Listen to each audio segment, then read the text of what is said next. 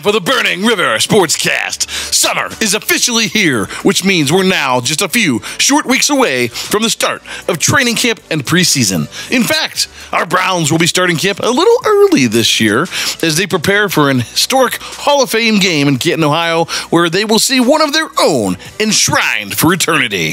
While Joe Thomas has been busy getting fit and tailored, the Burning River Sportscast has been hard at work, and we are pleased to finally bring to you some absolutely huge news.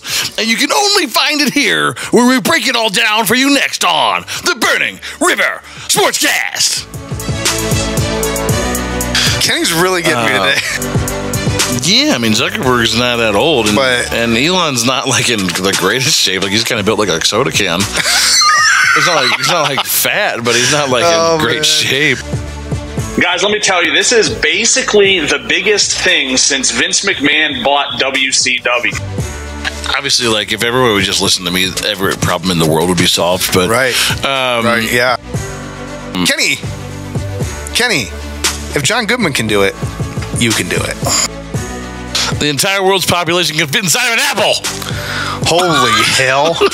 A male giraffe will continuously headbutt a female giraffe in the bladder until she urinates. I knew this one. The males then taste the urine. I didn't know that part. Which helps determine whether the female is ovulating and whether or not they want to smash. What? What? Welcome into the Burning River Sportscast from the Tap In Media Center for Broadcast and Podcast Excellence. I'm Kenny Thunder, seated beside the busiest man in show business and part-time White House correspondent, my rock, my hard place, Red Hot Ronnie Jams. Ronnie, where can our crew find the only Browns pod with a bloodline that can be traced back beyond Charlemagne? You can find our podcast wherever you get your podcasts. I'm talking Apple Podcasts, Spotify, Stitcher, Google Podcasts, Amazon Music, Pandora, iHeartRadio, Pocket Cast, Castro, Good Pods, and so many more. So many more. And while we're at it, go ahead and check out our merch. You can find that at www.thetapinmedia.com/shop. We've dropped our Chubb line recently. There was a post about that a few weeks back.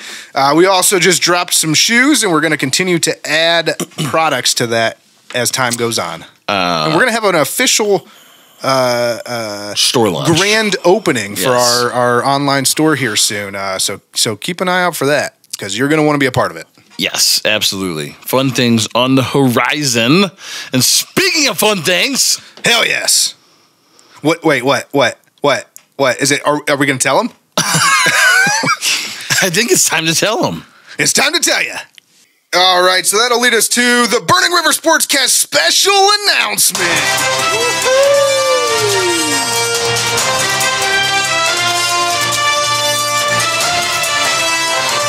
All right, so this is big, guys. We got something to tell you. Massive news here. We are officially the Burning River Sportscast, presented by Tapin Media, and now brought to you by the Cleveland Browns Fan Cruise. That's right.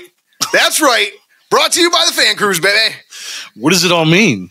Well, we're really excited about this opportunity. It means a lot. There's a lot to unpack here. So actually, to help us do it, I'm going to go ahead and welcome the master of disaster himself, representing the Cleveland Browns Fan Cruise, Nick Volenchek. Nick, how are you? Guys, let me tell you, this is basically the biggest thing since Vince McMahon bought WCW. Holy hell! We're in rare air, rare form. We're raring to go. The Browns Fan Cruise and the Burning River Sportscast. What better combination could you possibly think of? I can't think of one. Can't think of a single one.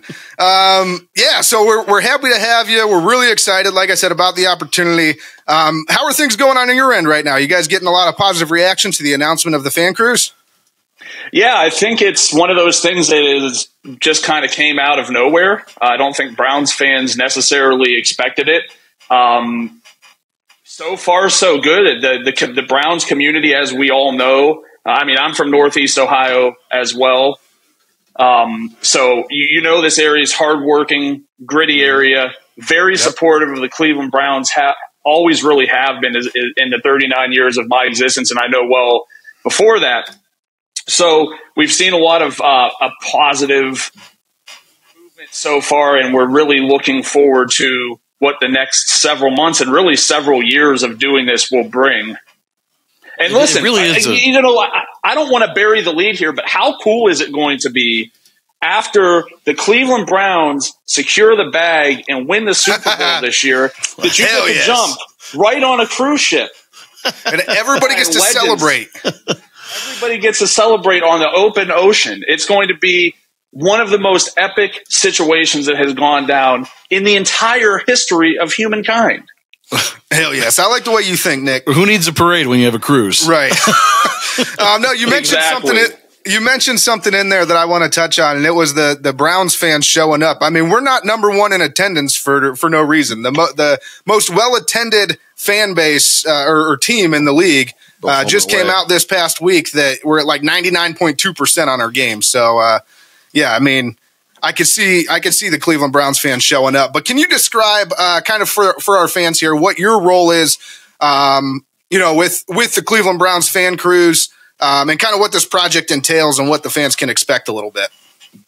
I mean, clearly, I'm the guy who makes everybody laugh. That's my whole role. Comic That's all relief. I'm good for. I'm comic relief. Yeah. No, I'm definitely amongst the few chosen elite to be a part of the marketing team. I'm very excited to be a part of this opportunity. Really, it's going to be fun. 5 nights, Bahamas, Caribbean, leaving Miami, and everything's all inclusive. I think that can't be.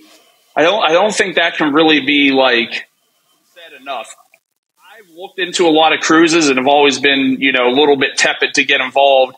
And I've clicked through, and then I get to the last step, and all of a sudden my bill is $1,000 more than I thought it was going to be. But we're assuring you, your taxes, your gratuity, your basic food, your drinks, not like water and pop, but the good stuff, all inclusive. Yeah. So it's going to be a good opportunity, and what better way to do it than with other like-minded people who have been supportive of the Cleveland Browns for probably their entire lives. In case anyone's slow on the uptake, he's talking about booze. Yes. I didn't want to spell it out. I will spell it out. I wasn't going to mention anything in specifics, but I'll do it. I'll take the heat. No, but yeah, so that's great. I mean, it's really exciting. Like you said, no hidden fees, none of that stuff. So the price that you're seeing is the price that you're going to pay to have a lot of fun with the Cleveland Browns and a lot of Cleveland Browns alumni. So, can you outline for our fans, just real quick, this, like we said, we're excited to be partnered with the Cleveland Browns fan cruise. What can our fans expect to see from us as this progresses? Well, I think, fortunately or unfortunately, you'll see a lot of my face over the next several months. Nice. There will definitely be a lot of opportunities for us to work together on a variety of things moving forward. But most importantly, y'all be emceeing a lot of the events on the ship. So hell yes, you heard that here first. They're giving us a microphone in front of a live audience. I don't really know what they were thinking, but we're gonna turn it up. We're gonna make it interesting. So, besides the emceeing of the parties, go ahead. I was gonna say, anyone who knows me knows I usually think after the fact. So that was probably part of the process there. Yeah. Yeah.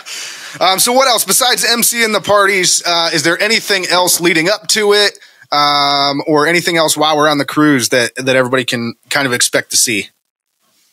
Yeah, there's just going to be a lot. And I think one of the biggest things that Seaside Events, who is partnering with the Cleveland Browns to do this, and the Browns are a great partner, certainly super helpful with everything, from the logistics to getting the legends and alumni of the Cleveland Browns on board to wanting to do this. It's been great so far. I think you'll see a lot of opportunity for interaction on the board, on the ship. You will see autograph signings, question and answer signings, dinner, with the alumni.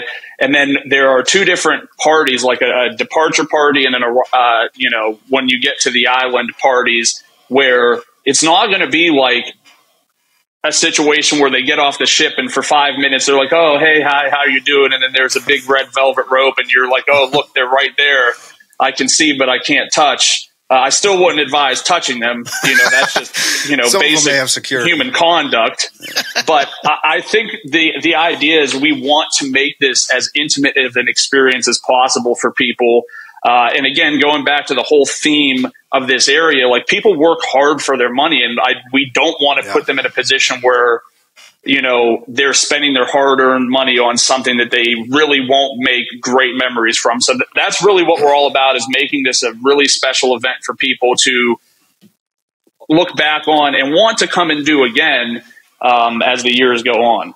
It really is just such a unique opportunity to have that kind of access, on a cruise, especially. The destinations that you guys have picked out are fantastic. Super looking forward to seeing the Caribbean again.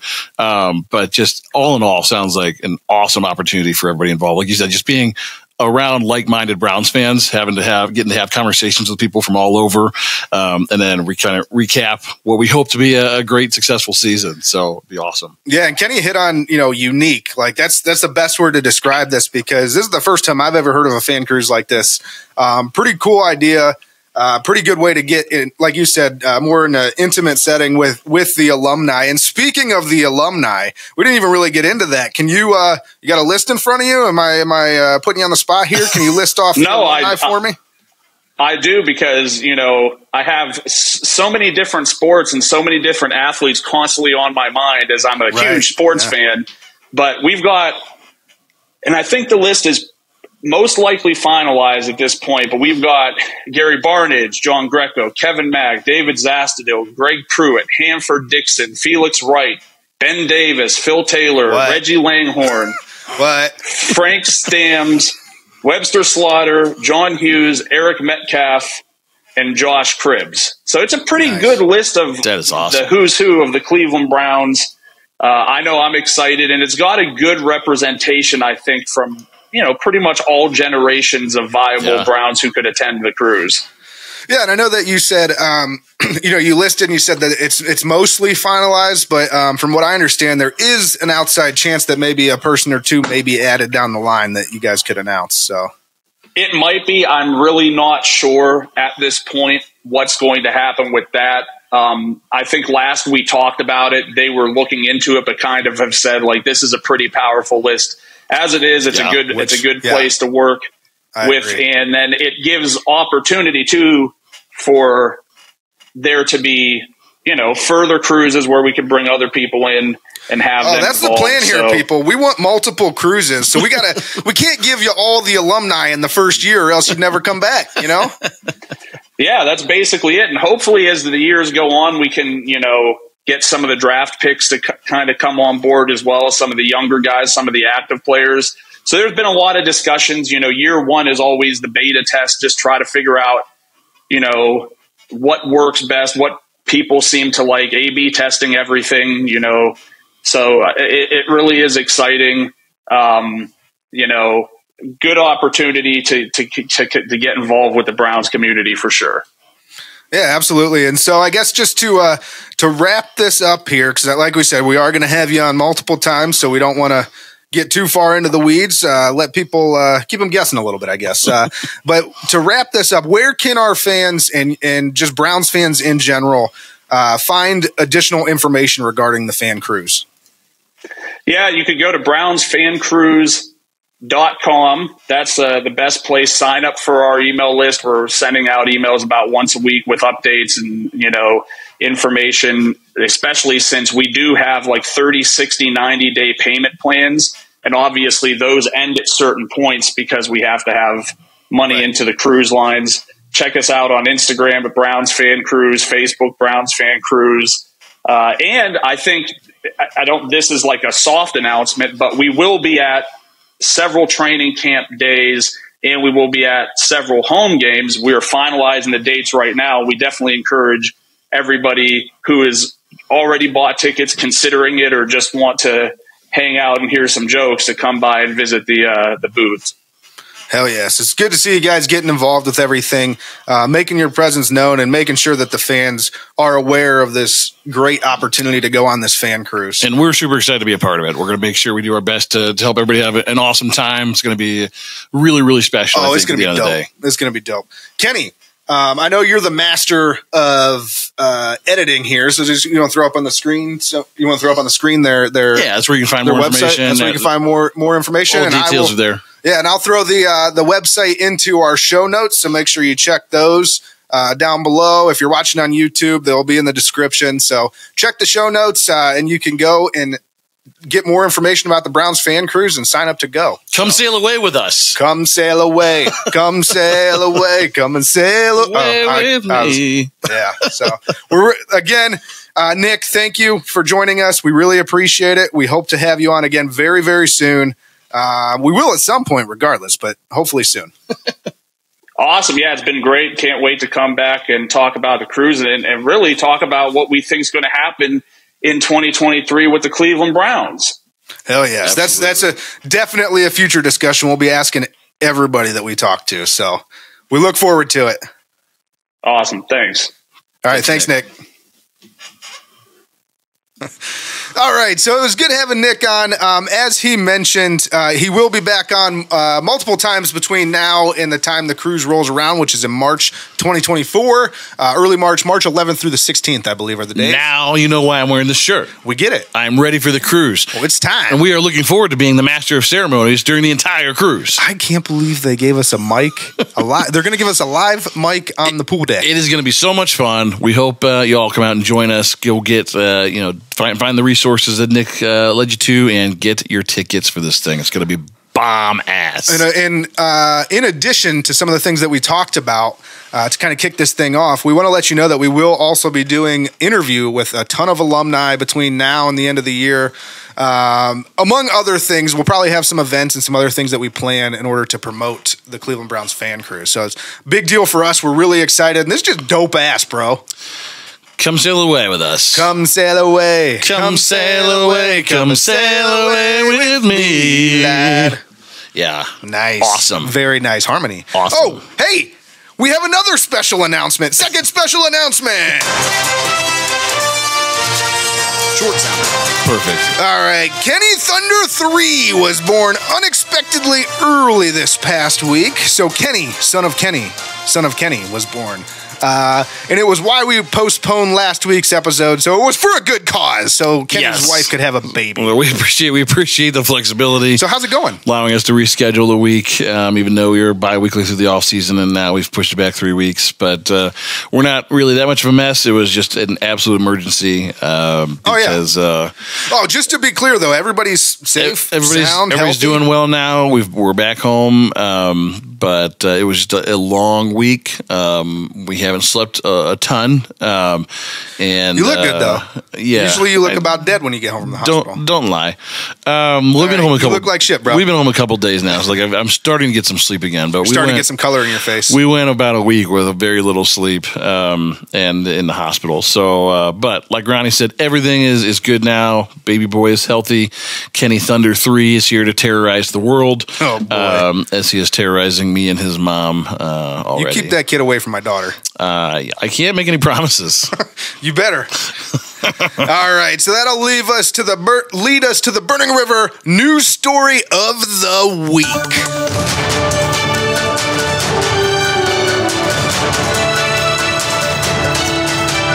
All right, so everybody heard this story. If you didn't hear the story, you got problems. The story that has captivated the nation.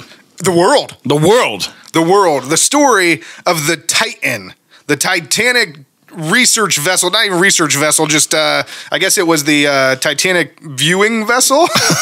That it was a fake submarine. Yeah, a submarine made out of fiberglass. Sorry, I don't mean to make light of it. I know it's a tragedy. But yeah, so I mean that happened. that was like real. And there's a lot to unpack with this thing too, because it was just drama every day because of the way it unfolded. Oh my God.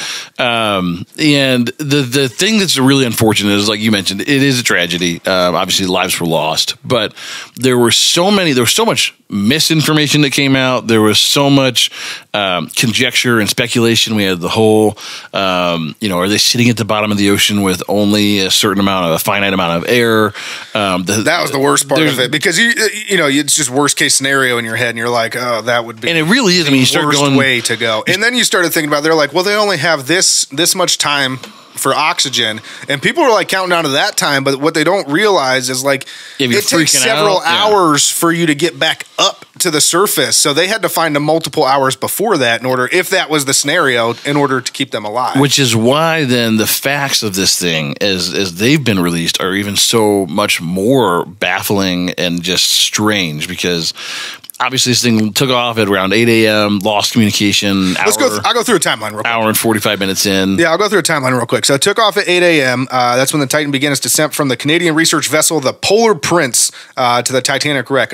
The trip was expected to take 2 hours to reach the ocean floor, according to the Coast Guard. 9:45 a.m. rolls around. Communication ceased between the Titan and its mothership, which is about 90 minutes. Officially, I know it's technically an hour and 45 minutes later, but it's officially 90 minutes after they left is when they lost communication. 3 p.m., the Titan fails to appear at the expected time for resurfacing.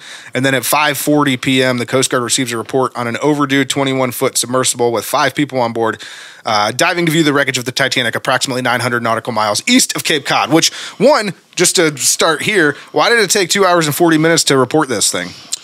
2 hours and 45 minutes. It took a lot longer than that. The ship took off at 8 a.m. and they lost communication at 9:45. Like that. Why did it take that long to call the Coast Guard? When you're thinking about, you have finite amount of oxygen on board and you have a missing vessel. Why was that not the first? Why is that not in the protocol as the first thing you do? No idea.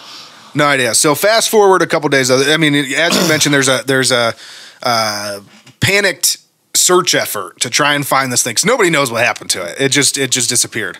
There's basically 3 scenarios that you have. It either went to the bottom, and they're, like you said, they're in there with a finite amount of air, hoping that somebody saves them.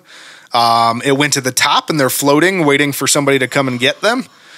Or it imploded. Those were the only 3 scenarios. And the one that even is maybe almost the worst would have been is if they had made it back to the top, but because it was literally an underwater coffin that screwed in, latched from the outside, they couldn't get out even if they had made it to the surface. They needed someone to let them out. Either of those 2 scenarios would have been awful: sitting at the bottom or sitting at the top, but just running out of air. Yeah, I mean, you start to go through the permutations in your head. I mean, we've all seen, and heard the stories of, like, the soccer team or the rugby team or whoever that crashed, the Donner Party. Like, you start going through, like, the Lord of the Flies permutations in your mind, thinking, like, okay, we have finite resources. We're at the bottom of the ocean. Like, how do we get out of this? And, like, none of it is good. No. Ultimately, just like I said, tragedy, but so odd the way that this went down, because you're thinking about just kind of an unnecessary trip to begin with. You've got a bunch of billionaires down there. Which let's take a step back here. So I've heard a lot of talk about and just like bashing on these billionaires, because they're like, why would you pay $250,000 to go see the Titanic? If I'm a billionaire, just so everybody can understand this, if you make about $50,000 a year, that trip to them, that $250,000 trip to a billionaire, is the equivalent of me buying Starbucks one day. True. So if I want to see the Titanic, I'm gonna say, yeah, I'll pay for Starbucks to go see the Titanic. True, but I don't have to sign a waiver at Starbucks that says if I die, it's not funny, but it's funny. I'm the only one responsible. True. And just again, being locked in from the outside, the fact that this thing was steered apparently with some kind of Xbox modified, Xbox or PlayStation controller, and it sounds like in several of the other launches of this particular vessel that there's been issues. It was not unusual for them to lose communication for some certain amount of time. Well, there was a documentary done on one of the crafts that the guy owned, that Ocean Gate owned, and he was basically kind of more or less bragging, like, yeah, we got this at like Radio Shack. Yeah, right. Like it's not stuff that's up to that you would think would be going to the bottom of the ocean. Well, and that's the thing, right? I mean, I think there were some people that had dropped out of the trip because they felt like it just wasn't safe. I mean, they thought that the way that the thing was crafted was potentially unsafe, and so again, just kind of bizarre that you would have these guys that are kind of masters of the domain that are spending all this money to go to the bottom of the ocean in a ship that clearly wasn't safe, and. Just the fact that, I mean, this thing is called Ocean Gate. I mean, it almost alludes to weird conspiracy conversations. Just conspiracy theories abound on this thing because of all the weirdness that surrounds it. But what we're going to do is we're going to fast forward a few days. I didn't really get to the finding of it. So in June 22nd, 4 days after, at 11:48 a.m., basically about the time that they were supposed to run out of oxygen, the Coast Guard announces that a debris field had been discovered by an ROV from the Horizon Arctic near the Titanic. And then Ocean Gate announces a short time later that the entire Titan crew had been lost, and that the vessel had imploded. The worst part about this is after all of the craziness and the franticness and everybody wondering what happened and all these theories and this, that, and the other thing, multiple countries trying to help with this thing, millions and millions and millions and millions of dollars spent trying to find the crew, trying to find the vessel. The U.S. Navy comes in and says, oh, by the way, guys, about the time that you lost communication, right in that vicinity, we detected an anomaly that would indicate an implosion of a vessel. Yeah. Like, are you kidding me?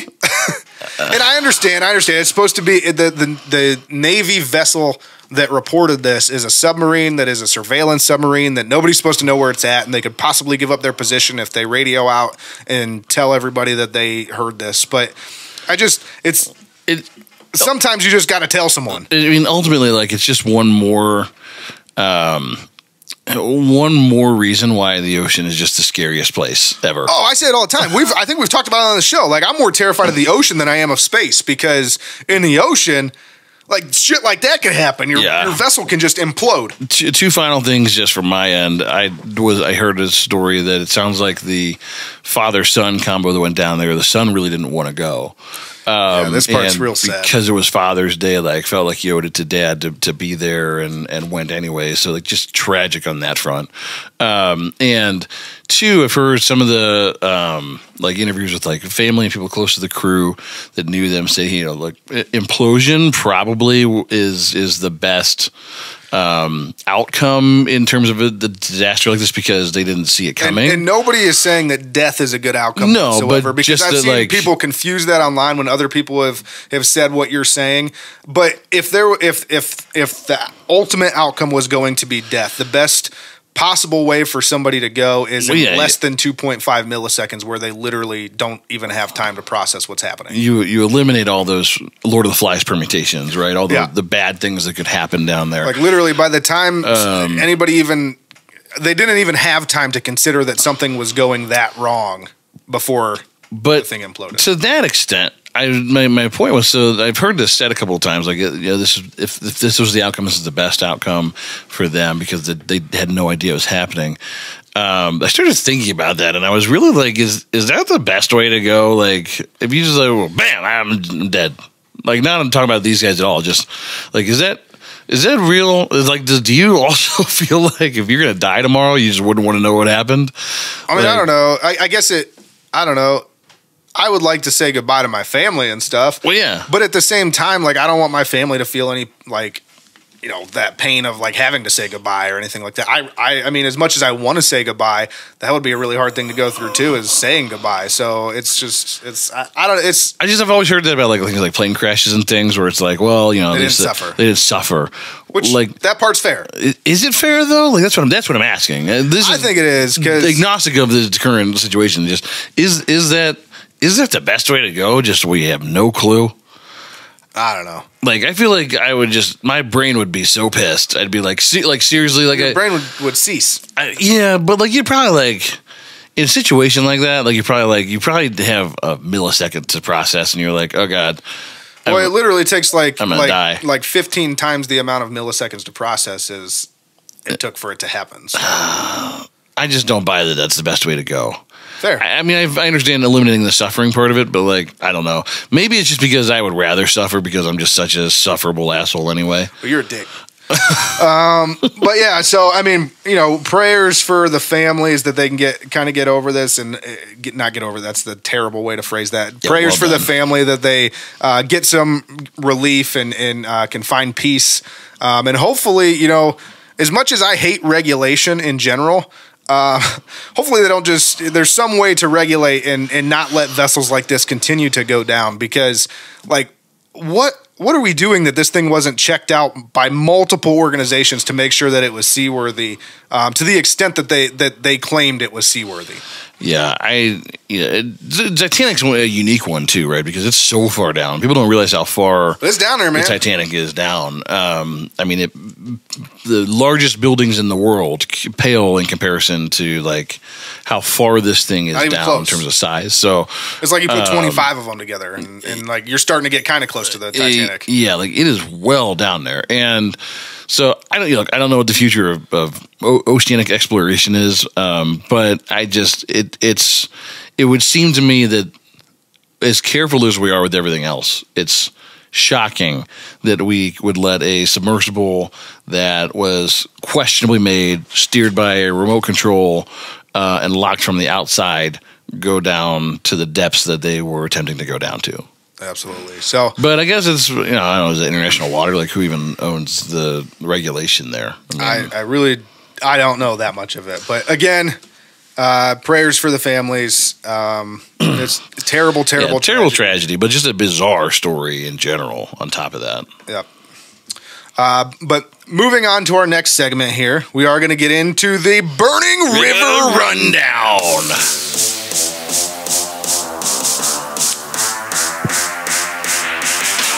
Should I recut the open to the show and say that we are brought to you by the Browns Fan Cruise? Do you want to? No.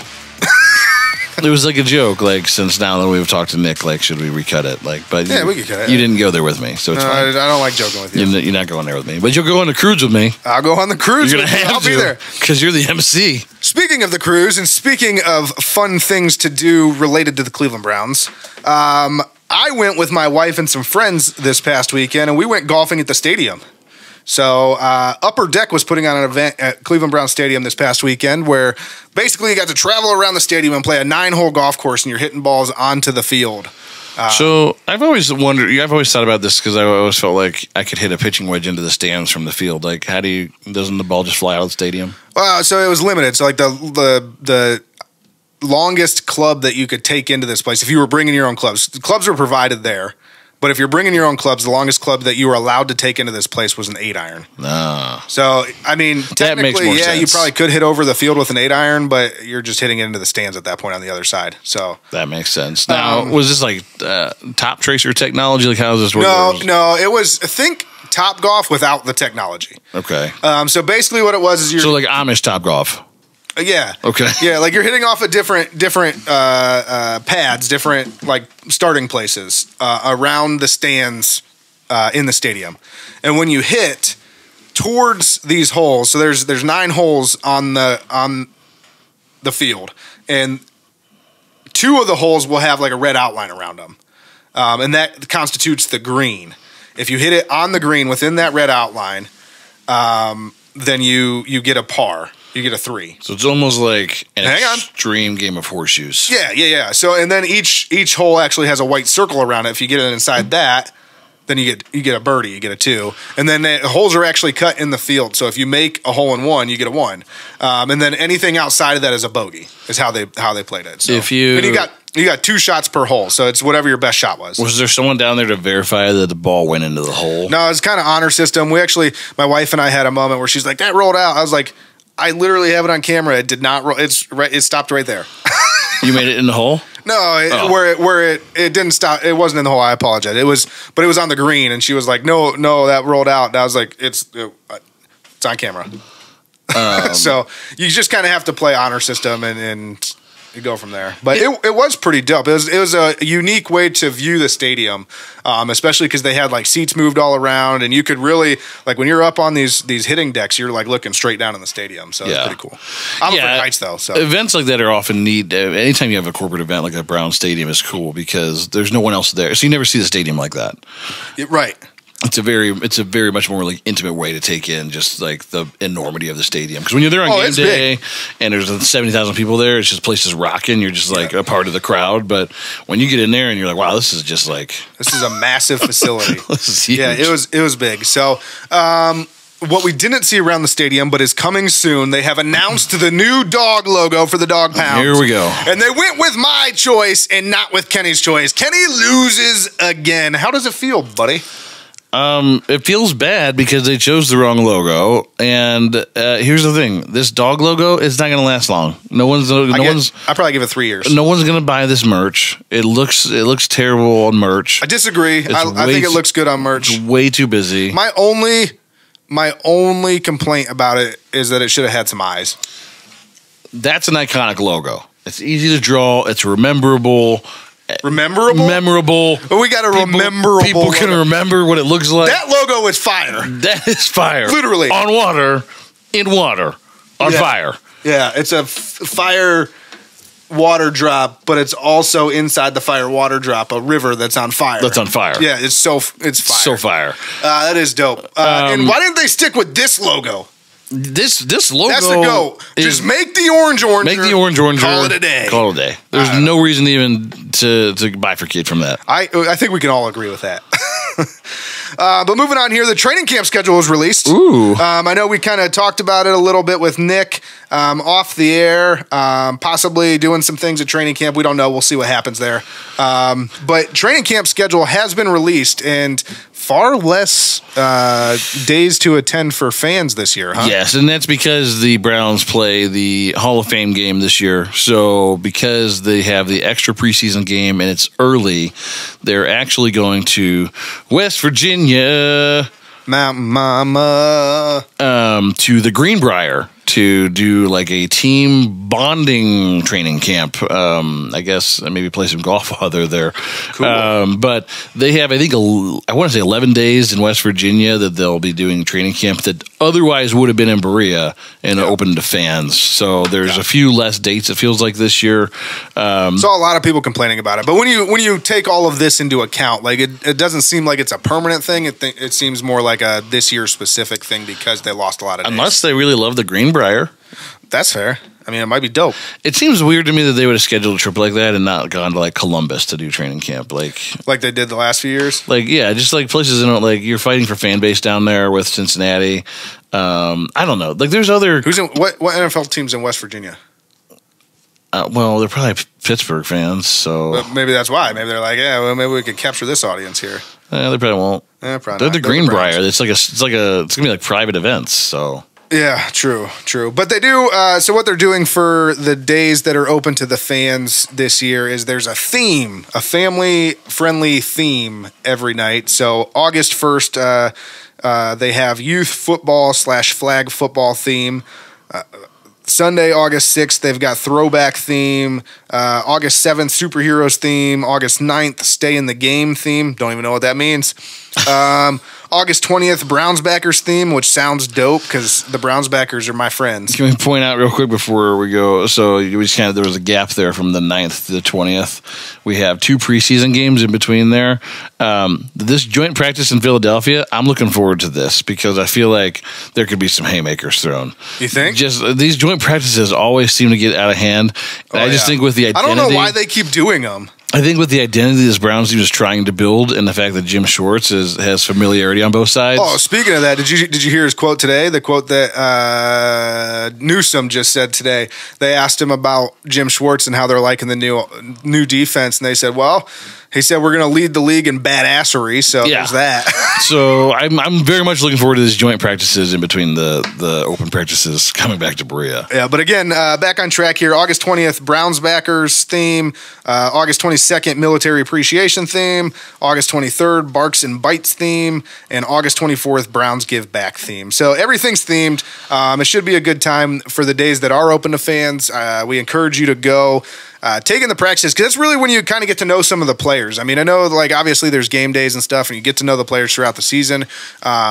But these practices can tell you who some of the big playmakers are going to be before that information is really out there. And camp's always exciting because you get to see some of the one-on-one position battles. I mean, you start to think about practice is fun to watch in the NFL. You start to think about wide receiver and like who's going to stand out there this year, because there are a couple of guys that could be on the bubble.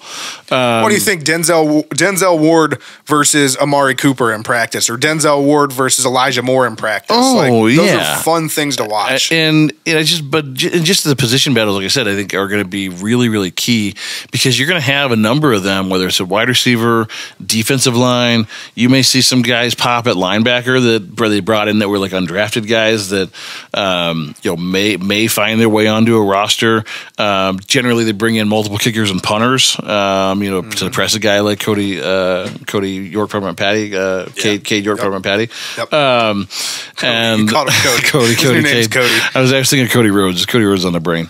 So I think those are just always cool to watch during camp, because sometimes you'll see somebody that catches your eye that otherwise you wouldn't even have any clue they're there. Yeah, for sure. So that kind of wraps up training camp. But I did mention Elijah Moore there. One fun thing that came out these past few weeks here is everybody kind of finalized their numbers for the season. And it came out that Elijah Moore chose number 8, and his reasoning behind it was he wanted to honor the 8 championships that the Browns have. So that was a pretty cool moment. I mean, it's always nice to see the new guys kind of embrace the history of the team. So let me ask you this: you are in favor of Elijah Moore changing his number, but not in favor of Juan Thornhill getting a tattoo?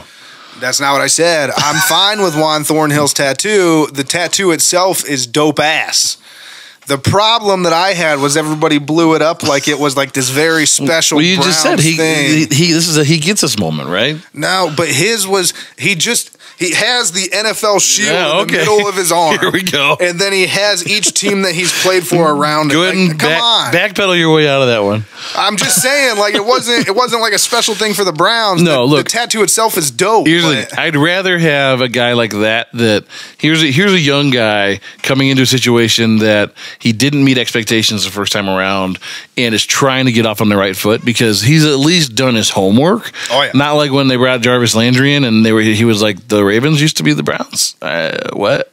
Jarvis Landry was dope though, so we all love. No, I mean, look, I love Jarvis, but like that was a bad moment. That's how you lose a press conference. He had from there win us back. Elijah Moore's winning at least the press conference for now. Yeah. Yeah, and so next up here, we've got PFF has really been showing us some love lately, which is pretty interesting because PFF obviously goes 100% off of statistics and like grades for how players play on the field. So where they've shown us some love is in the power rankings.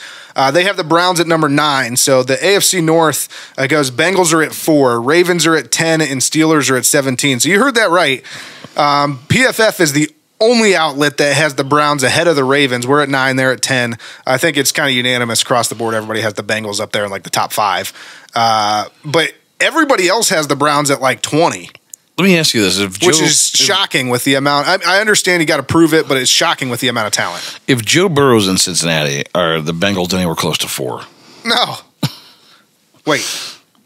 You just said if Joe Burrow's in Cincinnati. Joe Burrow is in Cincinnati. I'm saying if he's not in Cincinnati. That's how I took it, but you said if he is in Cincinnati. If Joe Burrow's not there. If he's not there, no, they're nowhere close to 4. Like if they have Baker Mayfield, they're nowhere close to 4.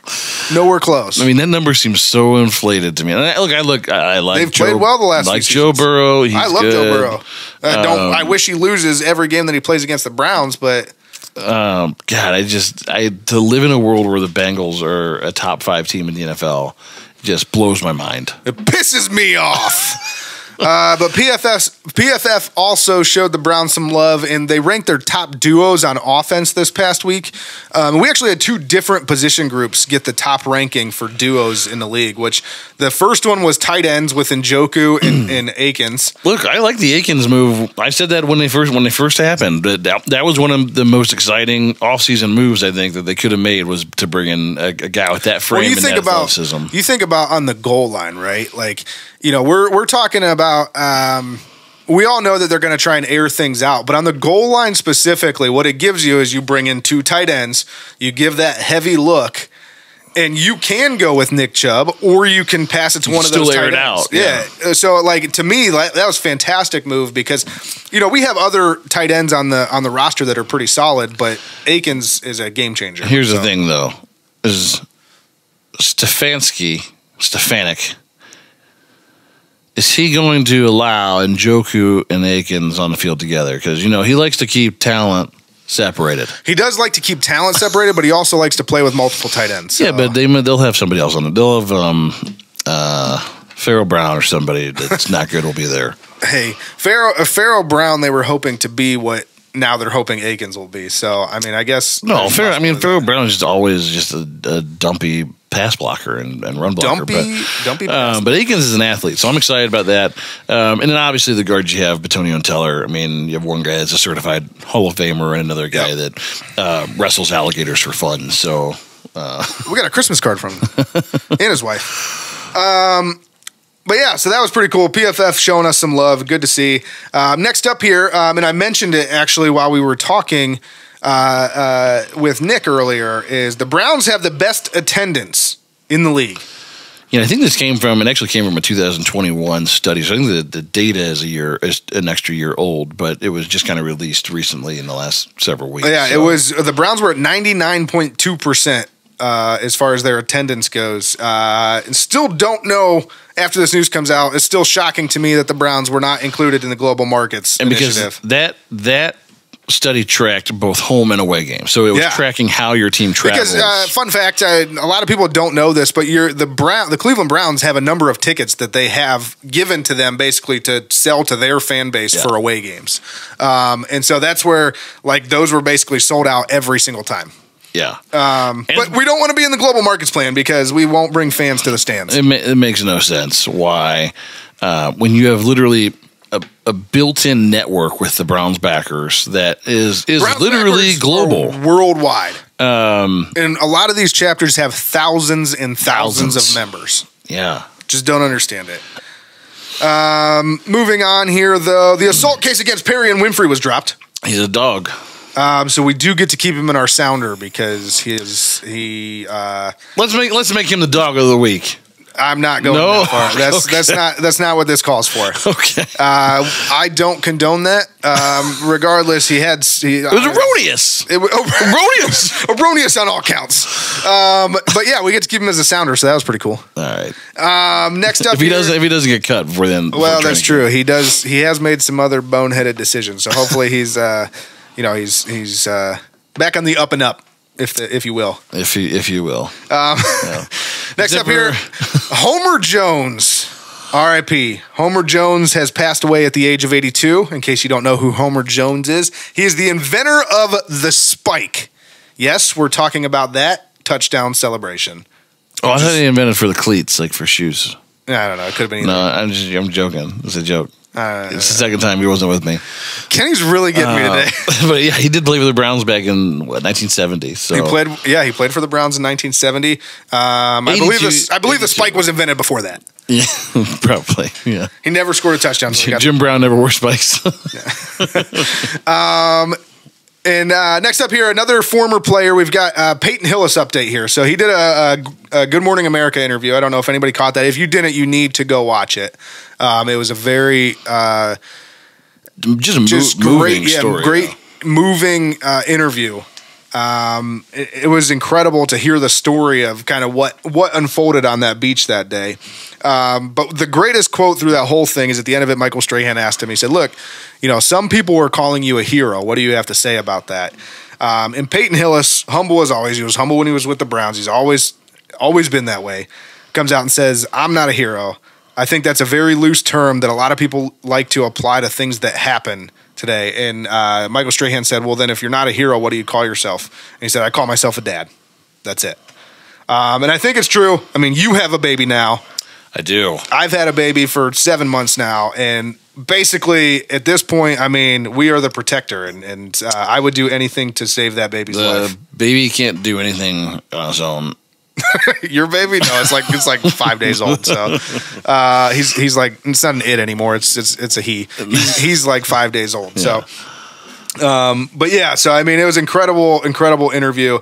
One kind of sad thing that came out of it, but it's kind of the price that Peyton Hill is saying. It's just the price you pay when something like this happens. He said that his lungs are probably never going to be the same, but he would definitely trade that obviously any day for his kids' lives. His kid and his niece, I think it was. His NFL career is definitely over at this point. Well, do you remember when Madden just allowed a fan vote and we were just like, yeah, hell yeah, Peyton Hillis on the cover of Madden? It was one of the greatest moments of my life. Not my life, but probably Peyton Hillis' life. But it was actually a really good moment as a Browns fan, because it was awesome. Like that point where the Browns fans showed up and they're like, oh, you're going to allow the fans to choose? And we got something for your asses. And it was in a time when the Browns had, not that they've been good for very long, but like they were really, really bad for a really long time. But that year that Peyton Hillis was with us and playing well, we were on the, seemed like we were on the verge. Yeah, I mean, it seemed like if you had Peyton Hillis just hurtling over people in every play, like you can't stop him. Dude, he was a straight dog when he played. Just with his bulldog face mask and stuff. Like, man, those were good times. Those were good times. Even though we were still bad. Yeah. In other Browns news here, Greg Newsome had a celebrity softball game this past week. And let me just rattle off some of the names that were included in this softball game. There's Greg Newsome, Terrell Owens, Donovan Mitchell, Nick Chubb, Jaden Reed, Martin Emerson, Amarian Stewart, Dallas Flowers, Demetric Felton, DeAnthony Bell, Emmanuel Forbes Jr., Cameron Mitchell, Michael Harley, Perry and Winfrey, John Johnson III, interesting, Bubba Bolden, Jedrick Wills, interesting, Alante Taylor. Notice Jed Wills the only big man so far. Yeah, not little guys. Donovan Peoples-Jones, Grant Delpit. I'm not even trying that one. Afitu Melefan, Trent McDuffie, AJ Green, Juan Thornhill, Ronnie Harrison, Kareem Hunt, interesting, David Njoku, and Denzel Ward. So there's a big list of names, that signed up for this softball game. I think this was I want to say it was like the third annual softball game that he did. Well, didn't Jarvis do the softball game? He had a softball game too when he was here. I think. I'm not sure. Is this the same organization? I don't know. But I think this is Greg Newsome's. I want to say it's his third. It may be his second, but I think it's his third. But either way, a lot of big names showed up for it. It seems like a great time was had by all. They had a home run derby afterwards, and the final of the home run derby came down to Donovan Mitchell and Greg Newsome, which would have been really fun to watch in person. But it does sound like Donovan Mitchell came out on top and was able to defeat Greg Newsome. So I'm glad he's good at softball because he didn't do anything in the playoffs. Oh, you really shit on Donovan Mitchell just now. Look, I like Donovan Mitchell. I like Donovan Mitchell so much that I was like, I'm going to go buy a Donovan Mitchell jersey this year. Did you do it? I did. Nice. And I'm just so frustrated with all the New York talk, and there was a lot of conversation about potentially even trading him this year during around the draft time. Well, the chatter's starting to pick up again because of all the New York talk. It's like, do we trade him now and get the max value for him just so that we can? If he's gonna inevitably move to New York anyways. And I get that it's a business too, so that's where it's hard because you're straddling that line between like fan and like practical like viewer and just human. Like it's just your favorite players don't always want to be there. They aren't always going to stay around forever, but. I don't know, just frustration, I think. But yeah, good for him for winning the home run derby. And Greg Newsome celebrity softball game. Yeah. In other Cavs news, since we mentioned Donovan Mitchell, the draft was this past week.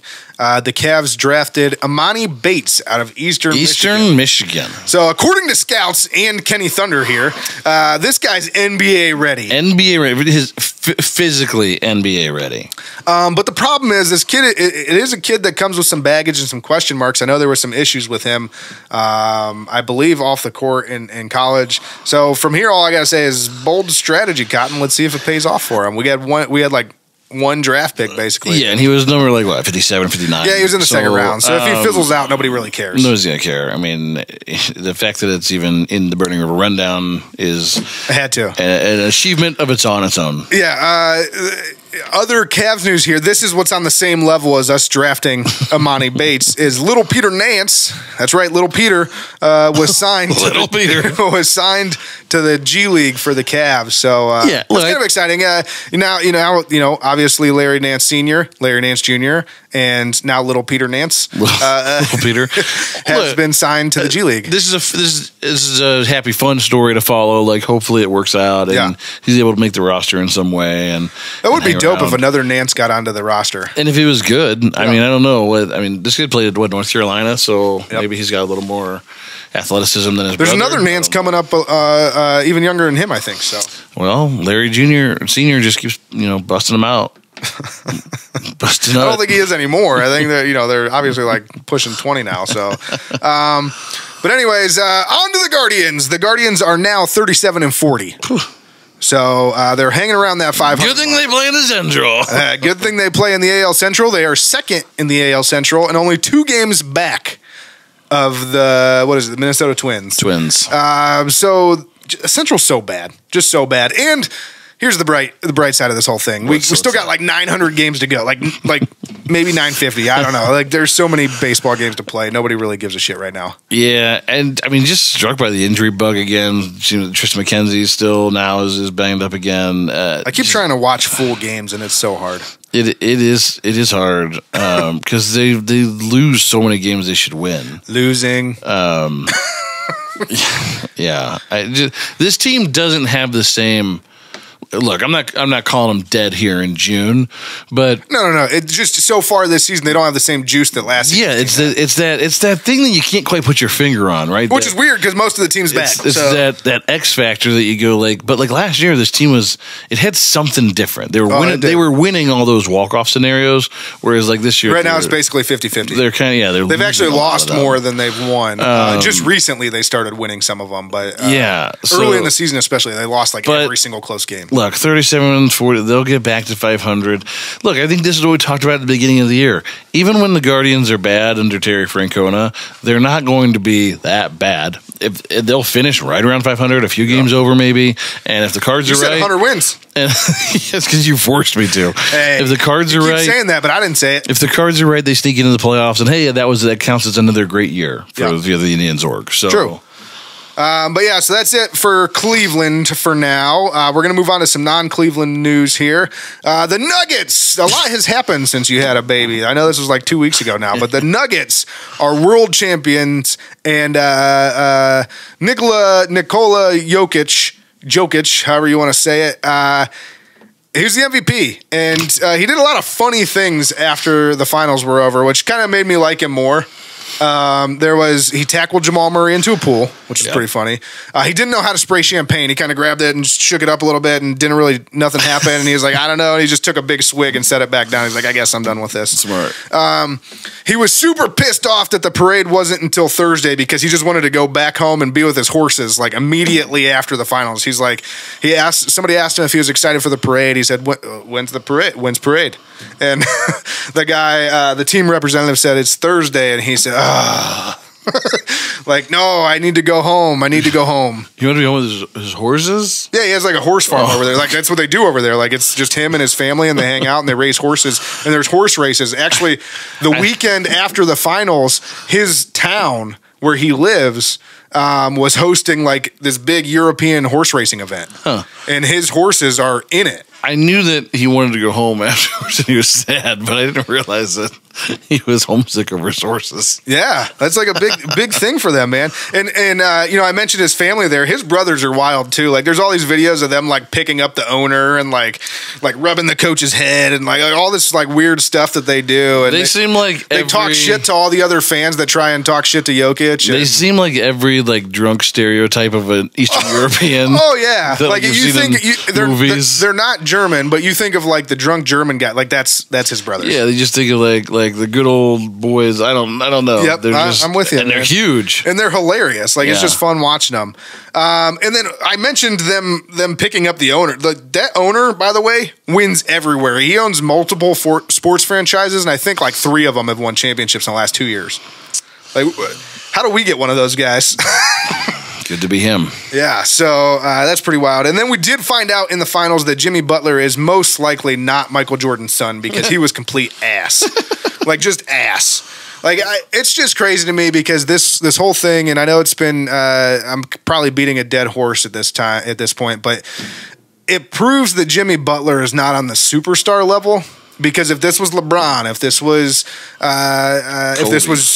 Kobe back in the day, if this was Curry, if this was Kevin Durant, if this was any other of those big names, and they performed like this in the finals, we would all be shitting on them. And he was so good up until then. And, yeah, we would all be destroying him. But instead, because he was so good up to that point, and nobody expected that, we still praise him because he got him there. Like I wish they would have had that mentality with LeBron back in the day. Some of the Cavs teams that he took to the finals were complete ass.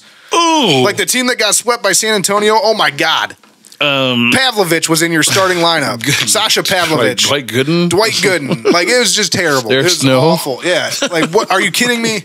No, it was Mo Williams. I think we went to the finals. Oh, okay. But still, I mean, like a team that should not be in the finals, and everybody destroys LeBron to this day for getting swept in the finals. His team was way worse than this year's Heat team. Well, and they still came. And even at least made it. To the even finals. In those series that LeBron lost, the argument could be made that he was the best player on the court in all those series. He either is or damn near averaging a triple double in every single one of those series, and somehow he's the problem. They didn't lose because it was him. It's ridiculous. Yeah. But more news out of the NBA. Ja Morant was suspended 25 games for another video coming out while he was drunk, I believe, of him brandishing a gun. So 25 games. I mean, it's significant. It's a third of the season. It's a third of the season. I believe it's without pay. So it's just like, I mean, I know it doesn't sound like that big of a deal, but that's pretty significant for something where he technically like didn't get in any legal trouble for. So. The crazy thing is, like, Ja Morant is one of the premier talents in the league right now. Yeah, like I'm afraid, like, for the worst case scenario of this, like, we're gonna, guys that play with guns, I mean, bad things tend to eventually happen. Well, look, and this isn't even a referendum on guns because no, and I'm not saying that. I'm saying just like when they do the things that Ja Morant's doing in these videos. Well, yeah, you can't go into a nightclub, get drunk, and brandish a firearm. Like, right. That's illegal. Bad things tend to happen to people who do things like that. And so, like, I'm just afraid that we're going to wake up one morning and see an awful, which nobody wants, an awful story about Ja Morant, getting into trouble with the wrong people. And he could be one of the faces of the NBA. 100%. I mean, he's that's why I was so, when it happened the first time, it was egregious, and then he kind of like half-assed apologized, and then he did a second time. So bizarre on this one. That it's just hard to get into that mindset, right? I mean, if you've worked your whole life to get somewhere. It would be like if we worked our whole life to get to the Browns fan cruise, and then we just and then like after the first day we were like, let's get off the boat. Like, what are you doing? It's a long swim. And no one's giving you a prize on the other end. Yep. So I just can't get myself in that mindset of why these things happen. I don't know either. And kind of to bookend that story with this story is Patriots cornerback Jack Jones criticized him on Twitter for his guns. His exact tweet was, "Ja Morant, dumb. You letting social media and your pride ruin your real money. Put them guns down and run that money up. Make one of your homies sign up for security and concealed carry if you feel like you need it that bad. But you're the breadwinner. You got to start acting like it." Fair. A few days later, this man, Jack Jones, is caught trying to bring a loaded gun onto the plane that he was traveling on. Which, like, how does that happen? And the claim is that he didn't know that it was in there, that somebody packed his bags for him, which, even if that's the case, I mean, I get it. You have a lot of money. There's a lot of people that do things for you. Like, how do you not at least check the bag that's going on the plane with you? Like, to say, hey, what's in here? Still your responsibility. Yeah, still your responsibility. And then on top of that, I mean, not to get too far into the weeds with this thing, but it came out that the lawyer tried to claim, like, you know, she immediately came out and played like a hard race card and said everybody's place, you know, painting him as this thug is the word that she used over and over again. But it's like, you brought a gun onto a plane, man. I mean, like there's no black, white, it doesn't matter. Like there's no really getting around that. Like you brought a gun onto a plane, man. Here's my thing. Or tried to, at least. When I'm standing in line at TSA and they bring the drug dogs out, I'm like, do I have meth on me? Maybe. Is there cocaine on? Like, did somebody put meth on me? Like I start freaking out because did Ronnie Jams paint me with meth? like, is it possible someone put something in my bag? Am I going to get in trouble? Like, it makes me feel nervous. Yeah. Even though I didn't do anything wrong, because and then so like you can't play the I had no idea card because it just doesn't. I don't buy it because you can't. The flying is a totally different experience today than it was 15, 25 years ago. Well, here's the kicker on the whole thing too. You mentioned that. Here's the kicker on this whole story for Jack Jones is, you know, he plays for the Patriots, so he was flying out of Massachusetts. Massachusetts is one of the strictest states for these types of gun laws and aviation laws. So they're talking about like going after him for the max, which is potentially 30 years in prison. Like he's got a lot more problems than just trying to, you know, figure out how to get, which he already made bail, but how to make bail and plan his next steps. Like they're talking about, are the Patriots going to cut him? It might not matter. Like he might be in jail. This might be not the same thing, but it might be another Aaron Hernandez situation where he's in jail. It doesn't matter. Just bad luck all around. Yeah. And look, I think this is another perfect example of social media culture run amok, and like influencer culture run amok because kind of an influencer. No, if you're getting influenced by me, you're doing it wrong. But Kenny Thunder should influence no one. But just this, like, what is the reason why, especially in the John Morant case, like, but this isn't an isolated, like these people, like this happens over and over and over again with these athletes and even, you know, there's celebrities that just do dumb shit.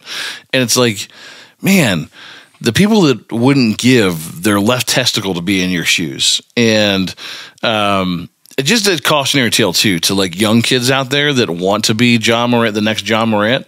Like, don't do this. Clean up your social media. Don't be putting anything out there that like you wouldn't want your mother or your grandmother to see. And just don't do things like this. You just can't. You can't do it. But you certainly can't do it on social media. Yeah. You can't like. Well, the best part is when that first video came out, when he got in trouble, is he like unfollowed the guy that like posted it and stuff. It's like, that guy's not the problem. Right. But anyways, I digress. Speaking of other clowns, Antonio Brown, in case anyone didn't know, was an owner of an arena football league team for about 3 months. And then just the last week or two, it was announced that his team got kicked out of the National Arena Football League because he could not make payroll. So, you know, Antonio Brown just out there doing Antonio Brown clown things. I mean, was there no due diligence done on his ownership stake? Apparently not. I think they probably were starstruck by like, we could have a big name attached to something in their arena football. I don't know. But moving on, the Golden Knights are world champs in the NHL. It's your favorite hockey team. Yeah. Kenny chose the, who'd you choose? Nashville Predators. I didn't just choose them. I like the city of Nashville. And hockey is big there. And I think that it's neat. I think that he thinks it's neat. I think that he thinks it's really neat. I think the relationship that city has with its hockey team is neat. To me, they feel the same way about the Predators that people in Cleveland feel about the Browns. That's fair.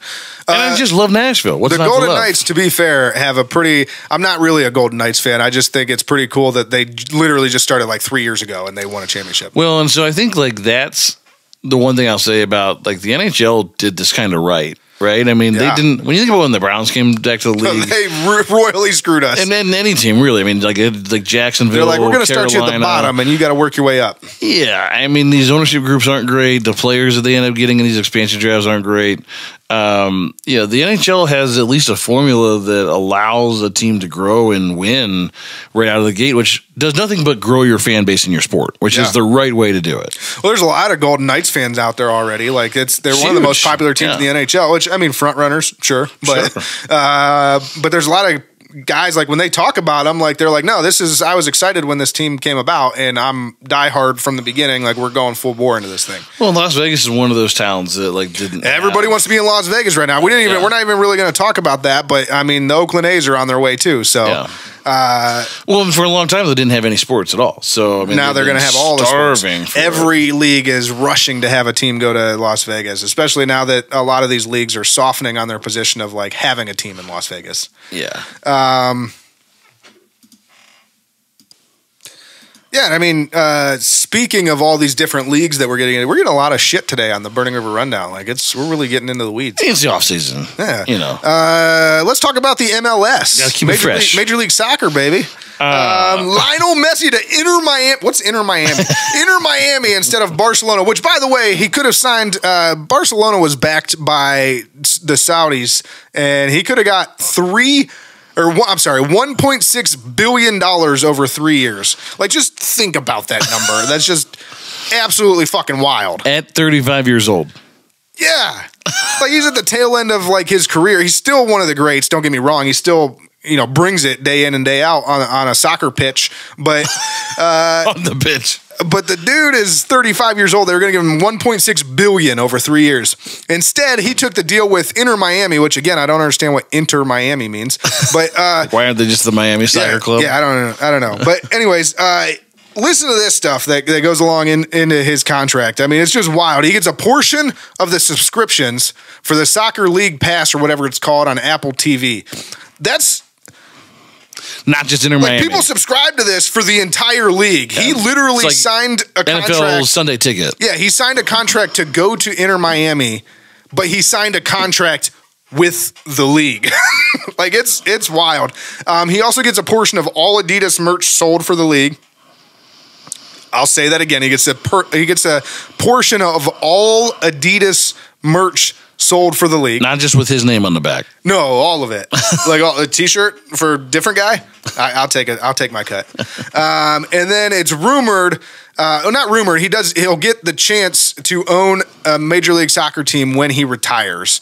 I know that they're not. At first, it was rumored that they would cut him a deal, kind of like they did David Beckham when he came over, and he actually owns Miami. Interestingly enough, but it's going to be more along the lines of, we'll give you the opportunity to buy a team, but it's going to be like normal price. Yeah, and I mean, look, David Beckham bought it for pennies on the dollar. This is the type of deal that like Michael Jordan took with Nike, right? Like it's one of those that's bigger than like, just give me cash now. This is cash. Yeah, $1.6 billion over 3 years is phenomenal in the long term. But he's thinking like for his entire life. Yeah. So look, I think this is one of the most interesting sports stories to happen this year, because if you are LeBron James or Patrick Mahomes or I don't know any top tier star, Steph Curry, like when do these other leagues, when do they have to start paying guys like that this way?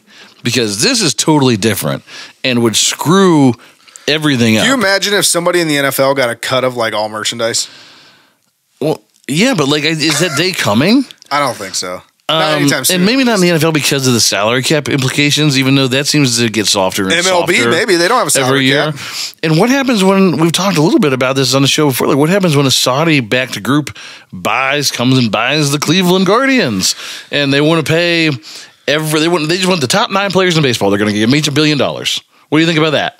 There's no salary cap in baseball. They can literally do whatever they want. Saudis, if you're listening, I am all for you coming in and just wrecking the league, but do it with the Guardians, please, because it would be dope.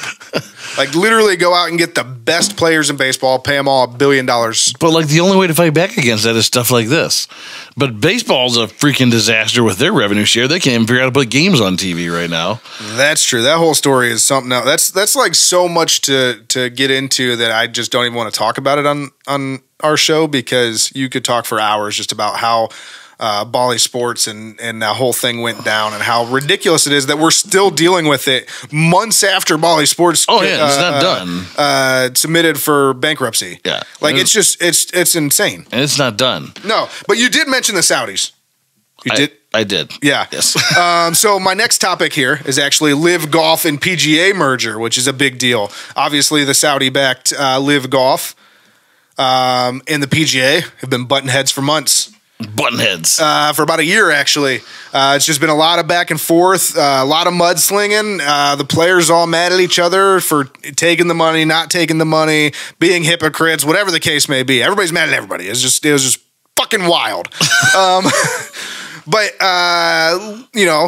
in the middle of the night, one night, Jay Monahan gets his guys together and says, you know what, we're going to cut a deal with the Saudis. We've been telling the entire PGA Tour, don't take the money. You don't want that money. It's blood money. Blood money. You don't want that money.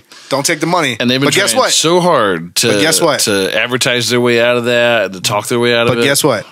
We're going to take the money. We're going to take the money. We're going to take the money. So, I mean, some of the PGA players have come out and basically said, like, yeah, I feel completely disrespected. How can you not? Completely slighted. Betrayed. Yeah, a lot of words have been thrown around. And I think the best example of it actually was Rory. Rory was kind of the poster boy of like, no, we're fighting this. We're not gonna even Tiger to an extent. But he was kind of in the background because he hasn't played as much. Well, yeah. So Rory's in the forefront every week getting asked about this, and every week he's telling them, no, we don't like the live guys. They sold out, blah, blah, blah, blah, blah, all this stuff. Don't take the money. That's bad money, blah. He was very outspoken about it. And then when they asked him about this whole thing, he was just kind of like, yeah, I mean, I don't really know how you don't feel like you are a lamb led to slaughter. Well, yeah, because especially Rory, because Rory is one of the top names. Rory could have made like close to $1 billion. Like Tiger Woods, it's reported that they legitimately offered him $1 billion. Yeah, they offered him the Messi deal. Yeah, they offered him like 1 and 3 or something ridiculous. Yeah, so I mean, it's just wild. These if I'm the PGA Tour guys, I'm pissed right now. You have to be. And if you're one of those guys that when guys like Rory said no and the Saudi group had to go to like the plan B players, if you're one of those guys, what's his name? There's a number of them that like weren't like the top tier, but they ended up Brooks Koepka's brother. He's literally only brought on because he's Brooks Koepka's brother. And he's pretty good at golf. Those guys got to be like, man. You actually mentioned something pretty wild though. So you mentioned like the Saudis and using that money to attract other people. Like what happens when Saudi Arabia in the fund or whatever asks somebody like that's really good at golf from a different sport, say like a Steph Curry or somebody like that. They're like, hey, we're going to give you $1.5 billion to come play golf. Well, yeah. Like what happens? They probably go play golf. Yeah, I mean, I would. I'm just saying that'd be wild. Like if just in his prime, he's like, I'm out. I'm gonna go play golf. I mean, the amount of money. I mean, he's involved with like what's it called, a Holy Moly or whatever. So. The amount of money the Saudis have to disrupt conventional structures that have been in place for a long time is astronomical. And whether you believe that it's blood money or not, like it's obviously already rocking the sports world. So it'll be interesting to see over the next few years. Do we see more deals like the Messi deal? Do we see that happening in other sports? Or do we see a Saudi-backed group come into a conventional establishment, MLB, NBA? I think the only hope that like the MLB, NFL, NBA, all these things have is the fact that they vote on owners and ownership groups before they let them in. And is there opportunity for the Saudis to just create their own leagues? And maybe not. That's something to think something about. Like football would be hard to duplicate right away, but if you started with something like tennis,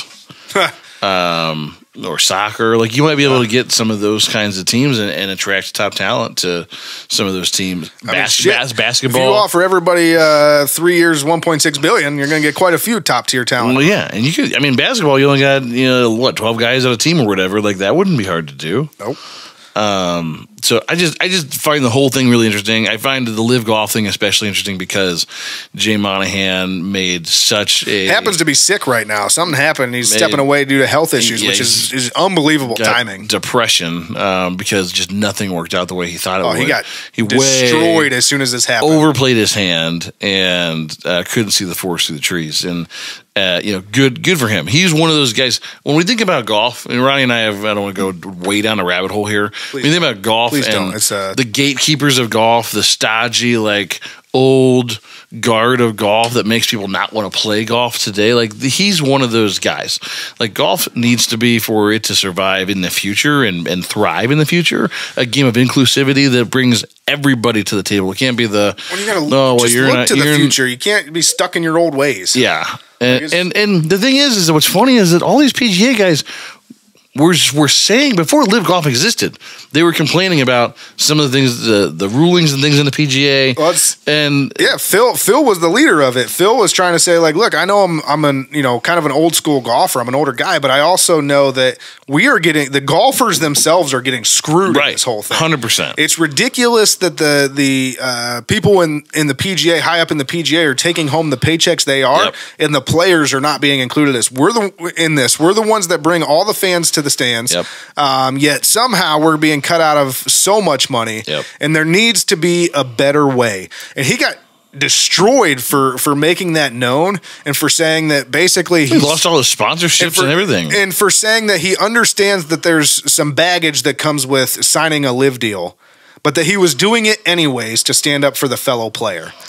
And it's like, I mean, the crazy thing is, now that this has all gone down, pretty much you give it, I'd say, about 6 months from now, Phil's narrative is going to be completely flipped, and once again, he's the hero of golf. Yeah, Phil and Greg Norman are like coming out clean on this thing, because now that the PGA is caved, because they saw the future. Right. They didn't sit back and say. And Greg Norman was the ultimate leader of this whole thing way back when he said, "No, I'm not going to put up with the same shit that the players have put up with for so long." Right. So look, I don't know whether it's a good thing or not to have Saudi money and everything, but for the people that say, like, that's blood money and you shouldn't do business with the Saudis, like, are you going to revoke your U.S. citizenship? Because, like, where do you think the oil comes from that's in your car? Let's stick with sports. I mean, we love LeBron James on this program, but LeBron James is sponsored by Nike. Yeah. Nike's shoes are made by people getting slave labor. Yeah, literally pennies on the dollar in, like, Indonesia, putting your shoes together. Like in China. Sweatshops, all kinds of stuff. So it's like, it's easy to stand there and say, like, the Saudis are. It's the whole problem. But when you get into all the lesser deals that are done that make up the overall pile of money that all of these sports groups have, there's blood money everywhere. And that's the thing, right? Is that especially when it comes to big business, so many of the biggest businesses in the world are intertwined to work together and have contracts with each other. It's why the boycott thing is so hard, because you can't just go like, well, I'm going to boycott McDonald's. Okay, well, you're going to boycott McDonald's. You're boycotting KFC and Chipotle. And they don't care. You hear about the Bud Light controversy that they're like, well, I'm going to drink Stella. It's like, well, they're also owned by AB InBev, so you're just giving the same guy your money. Good for you. Good job. Sorry, I gotta move us along. We can get really into golf because Kenny and I, that's where our backgrounds come from as far as, like, actual professions. So we can get really into golf, but I'm gonna move us along. Could talk about live golf all day. We'll pick this up next time. Talk a little bit more about it. But next up, the XFL announced that they lost $60 million in their first year. And I saw a lot of people talking about this, like this was a big deal. Like, oh, the Dwayne "The Rock" Johnson just hit rock bottom. You get it? Because they lost $60 million and he put all his money in this basket. Like, first of all, you obviously don't know what Dwayne "The Rock" Johnson is involved in, because he's the highest paid actor in Hollywood, and Terramana is the best selling spirit of all time. Have you not seen Ballers? Yeah. There's that. But no, seriously, Terramana, if he did nothing else but Terramana, that's gonna give him enough money to be filthy rich for the rest of his life. Oh, and the way he's built that company too is genius, because it's all done in Mexico, so it has to be. Everything's done tequila. And the only place that you can make tequila is Mexico. Fun fact: so tequila is to Mexico what bourbon is to the United States. Yeah, and so it's just about, for him, like, marketing, and who better to market it than him, right? So, I mean, and the people that are saying a $60 million loss in their first year for the XFL is bad, you obviously don't know business, because a business that big, $60 million is actually a lot less than I thought it was going to be. When you think about this year in general, I mean, look at these big businesses. Facebook, big banks, insurance companies are slashing 5,000, 10,000 employees every other week because they're taking on losses. I mean, the economy's not good right now. So for a startup league to have losses in its first year, I think is expected. If you went and bought a pizza shop tomorrow, you'd probably have losses in your first year. Yeah, well, it would be 2 or 3 years before you made any money. That's exactly what I was going to say. Is like it's a fledgling football league, like National Football League, for lack of a better term. And it's like it's business as usual. I mean, and here's honestly, the thing: that's a normal loss. I didn't get super into the XFL this year, but I wouldn't say that I never would, because I do like the idea of having options about having a different football league. Especially the fact that they're kind of approaching it as they're loosely affiliated with the NFL, and it's almost like a farm system. Like, to me, that makes it more interesting. And that's the thing, is I think is right now,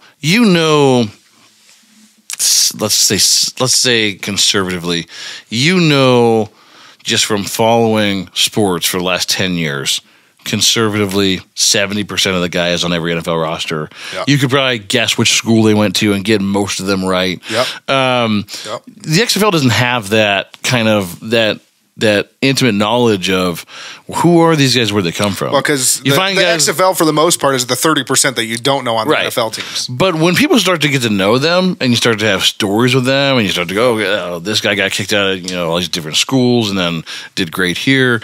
When those stories come to light, you AJ start McCarron taking less money because he wanted his kids to be able to see him play. The XFL was fortunate to snag AJ because of stories like that. That's and then he went out and absolutely freaking killed it. He now, in case anyone was wondering, every iteration of the XFL, AJ McCarron leads like every QB statistical category that ever existed. Yeah.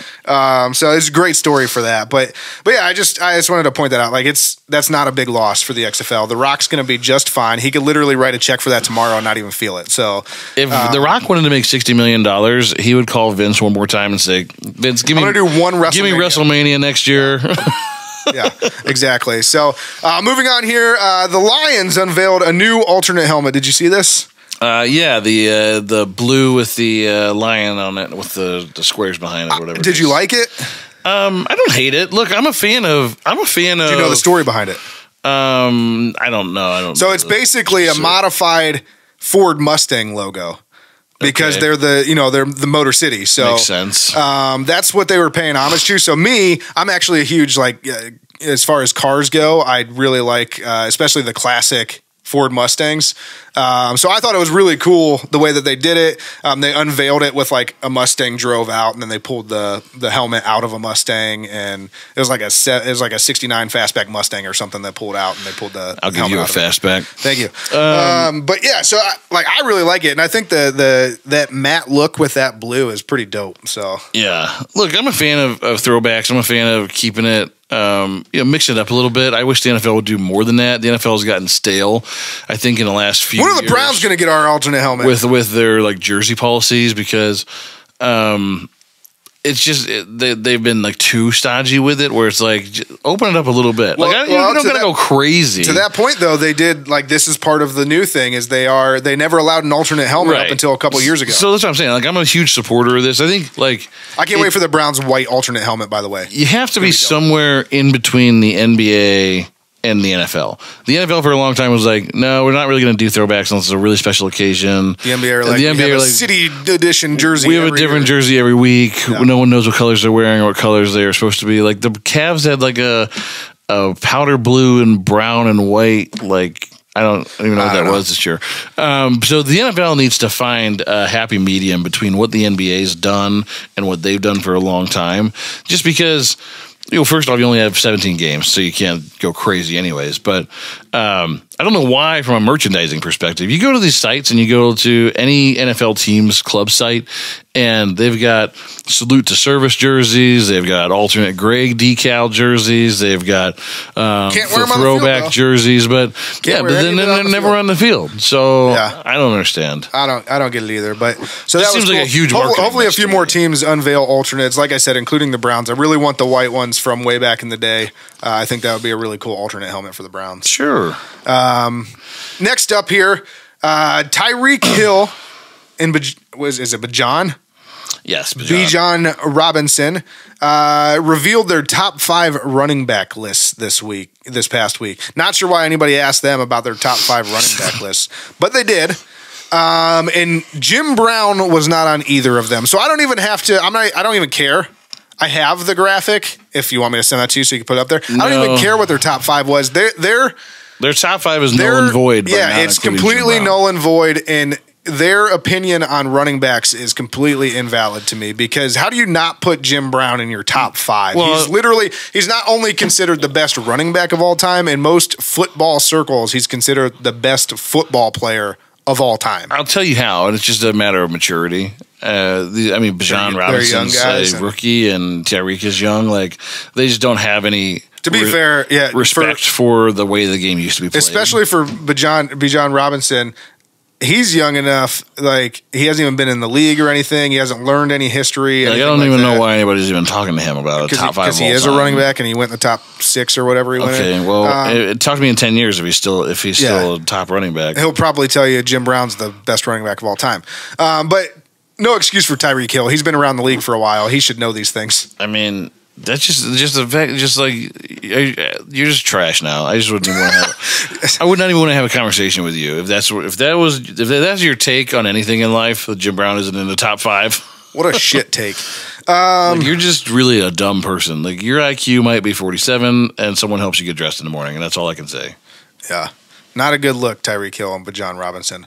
Next up, Elon and old Zucks might have a cage match. I'm excited about. Yeah, did you hear about this? So, like, they started going back and forth on Twitter, and they had to use their own respective platforms. So, old Zuckerberg went at him on Instagram stories. But they went back and forth, and basically Elon said something about Zuckerberg. Zuckerberg said, I'll fight you in a cage match or something, and they were like, okay, yeah, let's do it. And now there's speculation, like, people are talking about, like, promoters actually getting involved with this. Dana White came out and said this would be fantastic. Dana White said it would be the biggest fight in the history of the world. Wow. and he's going to donate like 100% of the proceeds to like some charity or something. I hope to God this happens, because not that you want to see a couple of old guys just like beat up on each other. I guess Zuckerberg's not that old. Yeah, I mean, Zuckerberg's not that old, and Elon's not like in the greatest shape. Like, he's kind of built like a soda can.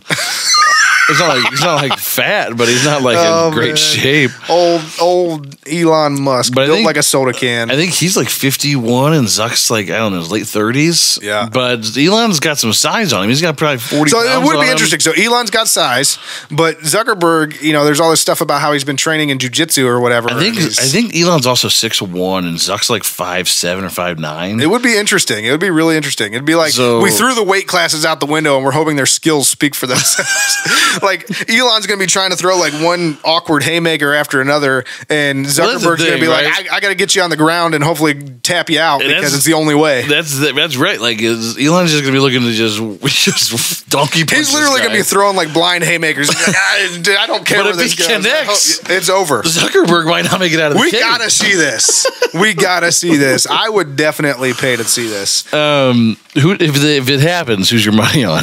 Who's my money on? That's actually a really, really tough question. I think I'm going to go old Zuckerberg. Oh, Zuckerberg's famous pig. I would have to root for Elon, just because Elon has become such nice. Is this our moment where we have debate broadcast? Skipping Shannon? We're just going to go at it on. No. Zuckerberg is the better fighter. He knows jiu-jitsu. He'll get him on the ground and pound, and then he'll tap him out. Elon made PayPal. I lose. It's over for me. Elon has become such a cultural sensation. I almost think that he just enjoys that more now than being anything else. I think that's the whole reason he bought Twitter. Just the fact that he can say anything he wants now and people react to it. And now he's like, yeah, cage match. Sure. Let's do this thing. Yeah, I agree. I hope this happens. Like I said, I would definitely pay money to see this. We might have like a watch party for this thing. Oh, yeah. It would be dope. But moving on here, final topic of the Burning River Rundown, John Goodman, the greatest American actor of all time. Greatest American actor of all time. Some pictures just came out of him this past week, and the dude is looking lean and mean. Totally trim, almost unrecognizable. John Goodman, good for you, Goodman. Kenny, if John Goodman can do it, you can do it. I said I'm going to get a lap band put on before the Browns cruise, before the Browns fan cruise. Get in shape. I'll be a whole different Ready human. to go? I'll just be half a human next year. Just get lipo. Just have them just suck it out. You're just like, literally overnight, you're like, ha, look good. Oh, man. Yeah, I don't know. I don't think insurance will cover that. No? I think that's what they call an elective procedure. Yeah, well, an argument could be made. An argument could be made that John Goodman is the greatest American actor of all time. There's no argument. He is the greatest disagree with that, American you actor can of all fight time. me. Yeah, I agree. What's he looking? Why is he losing? I mean, the Righteous Gemstones doing that well. They were like, John, if you could be a sex symbol. Have you watched Righteous Gemstones? I am waiting. I gotta wait. You know, I know you. You gotta wait. Gotta be over. Anybody else out there? I don't even care. We're not sponsored by anybody that has anything to do with Righteous Gemstones. But go watch that show. It's funny AF. But yeah, that'll do it for the Burning River Rundown. I'm glad we got a John Goodman reference in here because I just love John Goodman. Greatest American actor of all time. Can't say it enough. But yeah, that'll do it for the Burning River Rundown. Let's get into the Burning River Sportscast. Hot Take Outline! Hot Take Outline!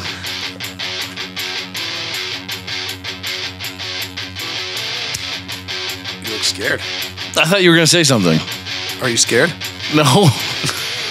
Kenny's scared. All right, so don't forget to call and leave your hot takes on the Hot Take Hotline. Remember, these are hot takes. We don't want that weak-ass bullshit that you guys keep delivering week after week. Oh, I'm calling in for the Nick Chubb jersey. No. That's over. We gave it away. Jeff won. No cold takes. No, we want to hear if you love. We want to hear from Watson haters, Watson lovers. We want to hear from Stefanski haters, Stefanski lovers. Is Nick Chubb leaving after the season? Are we going to trade him? What's the deal? What's going on? Let us know. Who's going to win in a cage match? Elon Musk or Zuckerberg? Old Zuckerberg's famous pig. And we also want to know if you think John Goodman's the greatest American actor of all time. Because again, if you don't, we will get fired up. We will put that on air and we will fight you. Yes, we'll fight you. So what is the number, Kenny? The number is 330-227-8080. 330-227-8080. 330-227-8080. Call now. Operators are not standing by. We want hot takes. We want hot takes. We want hot takes. Hot takes. Yeah. No hot takes. Hot takes. Hot takes. No cold takes. All right, you know what time it is. Let's take a quick revenue break and get back here to talk about Nick Chubb and if he's going anywhere. Riverside.fm. Riverside.fm is your online recording studio. Easily record podcasts and videos in studio quality from anywhere. All from your browser or mobile app. Used and trusted by Netflix, Marvel, The New York Times, Business Insider, The Economist, Spotify, Microsoft, Verizon Media, and of course, Tap In Media. Click the link in our show notes and sign up for Riverside.fm for your recording needs now. All right. Did you see the Nick Chubb prediction that came out this week? Yes, I did, actually. I was listening live when this happened on Browns radio this week. And they asked Mr. Trey Wingo, who is just the latest in a long stretch of names that have been asked about running backs in the NFL. Well, especially with all the Dalvin Cook news going on, like it's a hot topic right now. With Dalvin Cook, Zeke, Elliott, and a number of other kind of high-profile names out there right now, the running back market get a contract.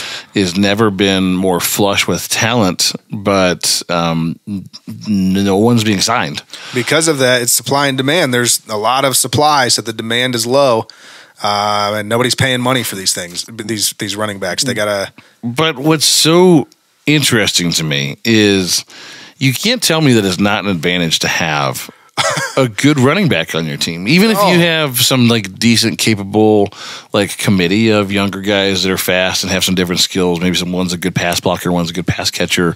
You still can't tell me that having a guy that can do all of those things and churn clock, having a Dalvin Cook or a Nick Chubb on your team doesn't improve your team. Doesn't improve your team. I mean, a Dalvin Cook one is like Zeke is older and has been slowing down for a while. Zeke, I understand. He's throughout his career, he's hit kind of speed bumps where he's had like down seasons or whatever. Dalvin Cook's coming off of another really good year. I don't think he's had a bad season other than when he's been hurt. He was hurt earlier in his career, but I mean, since he's played, he's been phenomenal. He's been way better than I thought he ever was going to be in the NFL. He's been like a top 5 running back for like 4 years in a row. I didn't think much of him coming out, and he's been incredibly impressive, but can't get paid. And I think it just speaks to the bigger question of like, for us, like what happens with Nick Chubb, which. So again, that's where the discussion came in. They asked Trey Wingo. They said, "What do you think will happen with Nick Chubb going forward as we're seeing these things unfold with Dalvin Cook. And basically Trey Wingo's prediction was, they're parting ways with Nick Chubb after the season. It's an easy call. It's when he's going to still have value. It's before his contract is up. They're going to trade him away and somebody else is going to sign him long term. That's just what's going to happen. Unless somebody wants him and you just part ways with him anyway. They just cut him and we don't want to pay him. We'll just cut him and somebody else gets him. It's so bizarre to me. And I was actually just thinking, we were talking about this earlier, even before the show, like, what's the solution here? Because the NFL running back is still an important part of the game. I think you would have to be dumb to think you can just pass the ball and not have a solid running game and be a good team in the NFL. You have to be able to move the chains, and no doubt. It's interesting because, like, so how do you balance that with the CBA, with the salary cap, knowing that these guys take more punishment than anyone else, that every time they get hit, it's like being in a car accident. But also balance the fact that, like, they're incredibly valuable while they're that good. I mean, it's just the drop off, right? Because, like, Le'Veon Bell was really good until it's a fascinating thing with sports in general is you're paid for what you did in previous years versus what you do for a team right now. Except for a running back. Yeah, seriously though, except for a running back, they're the only ones that it feels like everybody looks at them like, oh, you're in Dalvin Cook's situation. You're 26 or 27 or whatever you are. You're getting close to 30, and we don't know if we want to pay top dollar for a running back. Yeah, like here's a guy that's going to rush probably for 1,600 yards. Like, you're telling me that's not valuable enough for you? Like, he's a guy that could probably rush 1,600 yards and 20 touchdowns. What I don't get is, like, there's all these people like, well, yeah, we could do running back by committee, though. Okay, well, what are you paying the committee? Because you could pay one guy to do what all of them do. I guess. It's just so bizarre to me. And the more that I thought about the solution, I actually think I've come up with one. What is it? And I think the solution lies in college football, of all places. What is it? Well, I think the game of football has slowly evolved from the college game to the NFL game to where we've seen read option, shotgun, air raid offenses, right? Yep. What's driving that? And what I see driving that is the preference given to conferences like the SEC, meaning all of your playoff and bowl games housed either in neutral sites where they can play air raid offense and speed game on turf. I think the great equalizer would be start having these playoff games. Like let's bring Alabama to the shoe in December and let them play, because all of a sudden a great running back in the developmental stages of the game is required to beat a team like Alabama, because they won't be able to run the ball the same way you can. Maybe the Alabama might, but some of these other teams that just totally rely on an air raid system and a guy that can fling it around a little bit, like put them in the snow and the rain in November and December and make them win. I mean, it's an interesting concept for sure. But I think you're right on as far as it's just the way the game is going and evolving, and it seems almost intentional that we want a fastest surface possible. There's a fight right now over turf or grass. I mean, it's like they want to do everything they possibly can to create more offense, and the best way to do that is what happens when there's an incomplete pass? The clock stops. So the game's longer. You're able to complete more passes and get more yards and do all kinds of stuff, and everything's geared towards that more offense, and the way to achieve it is just more passing game. But then that's where I think like it almost has to be this organic movement of like, let's play games on an equal playing field, because all of a sudden the Big Ten competes a lot better against SEC schools if they got to come to freaking Indiana and Michigan in October, November, and December when the weather's not nice. Well, especially the Big Ten. Most of those teams, even nowadays, are comparatively smash mouth football teams, and they're built to run the ball and to run clock. And teams like Ohio State can compete because they get the best talent, but a lot of the rest of like the Big Ten and some of the other schools still rely on scheme to beat you. They have to play good defense and they have to run the ball. But it's just a reality of the conference they play. I mean, hell, it's why half the games that Ohio State loses in the Big Ten are games like what you're talking about. Yeah, they get beat by somebody that plays good defense and runs the ball. Shit, we just bet on talent and we didn't realize that a team could be really good in the elements or be really good in scheme, and that's how they're beating us. And to your point, I think that's how it makes a comeback. Is we really need there needs to be some big time teams, whether it's the NFL or the NCAA or whatever, win some championships on the back of heavy defense and running the ball and running clock and keeping the ball out of the hands of a Patrick Mahomes or whoever. Yeah, I mean that's the only way to do it. Well, and I think that it's the NFL is a copycat league, right? So now everybody wants to do this, and the Browns are included in this, right? We want to change the whole offense and go to the Deshaun air raid. We brought in Deshaun Watson for a reason, and that's fine. But at some point, does it come back? Does the pendulum swing the other way where we go? I hope so. These games basically all now come down to, because the talent is equal, right? In the NFL, you have parity like you don't have in other sports because of the salary cap, because of the way the draft works, without having the lottery and all that. So generally, the bad teams get better every year, and the good teams have to really work hard to stay good.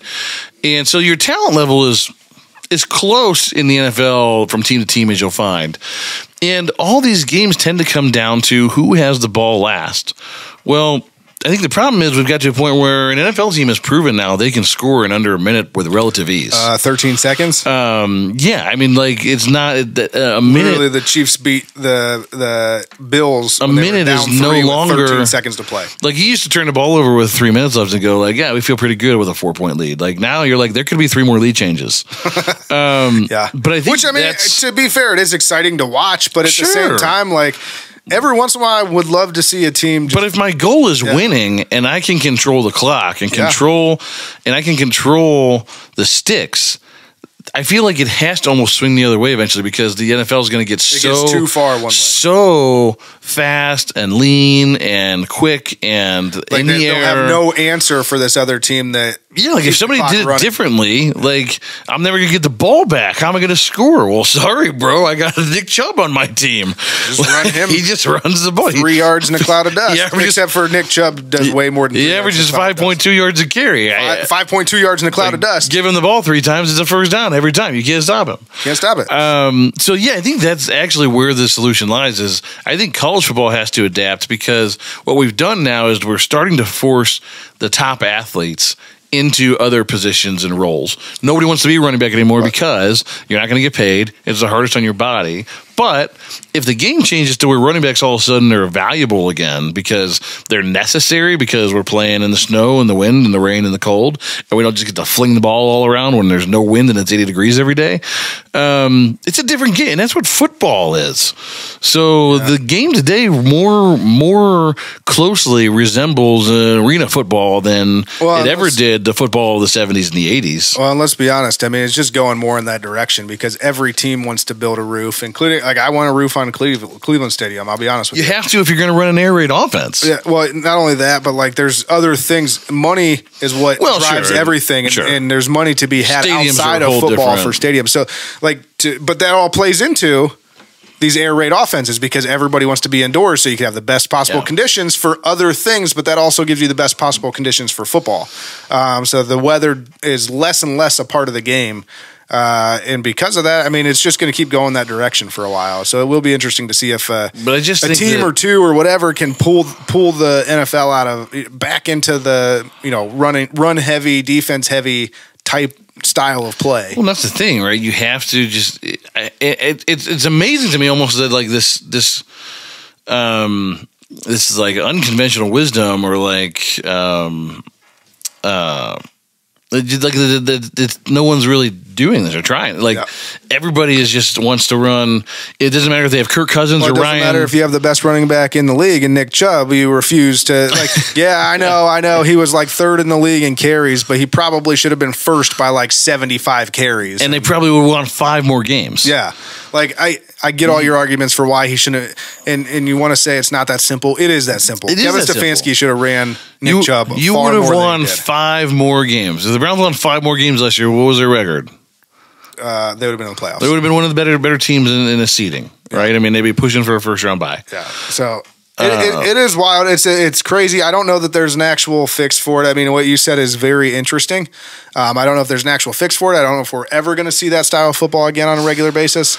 Well, and the thing is, though, is that if they can't fix it in that way, obviously, like if everyone would just listen to me, every problem in the world would be solved. But right, yeah. But in lieu of them not listening to me right now, the CBA almost has to do something to protect these players. The running back specifically? The running back specifically. And I don't know what the right answer is because not all running backs are equal or drafted equally or even have the same skill sets. But John Robinson's the highest paid running back in the league right now, in case you're wondering, because he was top 6 draft pick. Or well, yeah, but like he's the absolute outlier because people just don't draft running backs that high anymore. They've been burned over and over. What's wild to me is, so we've gone to this air raid thing that we're so far that way now that the receivers are getting bigger contracts than running backs. You need far more receivers to field a team than you do running backs. Like, why? And like some of the best receivers, like a good stat day for a receiver is 6 catches, 85 yards, a touchdown.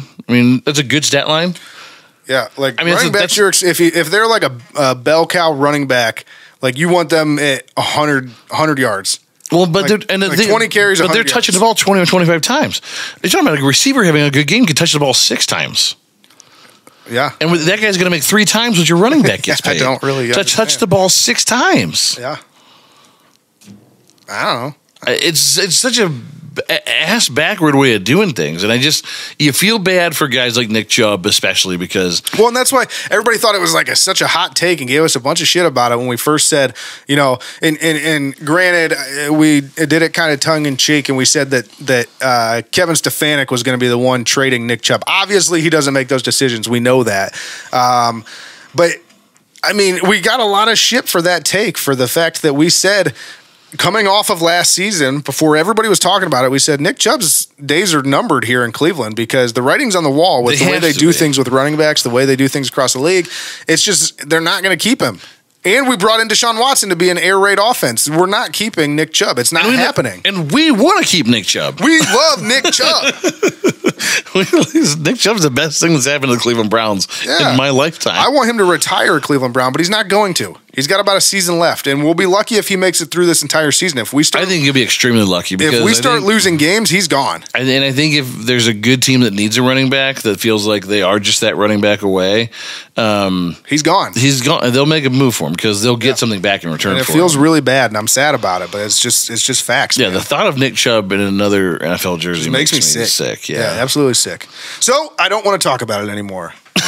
And with that, I mean, that's pretty much what we have for the day. So don't forget, check out our gear at www.thetapinmedia.com/shop. And if you want to get further into our show specific, there's actually a section called Show Specific.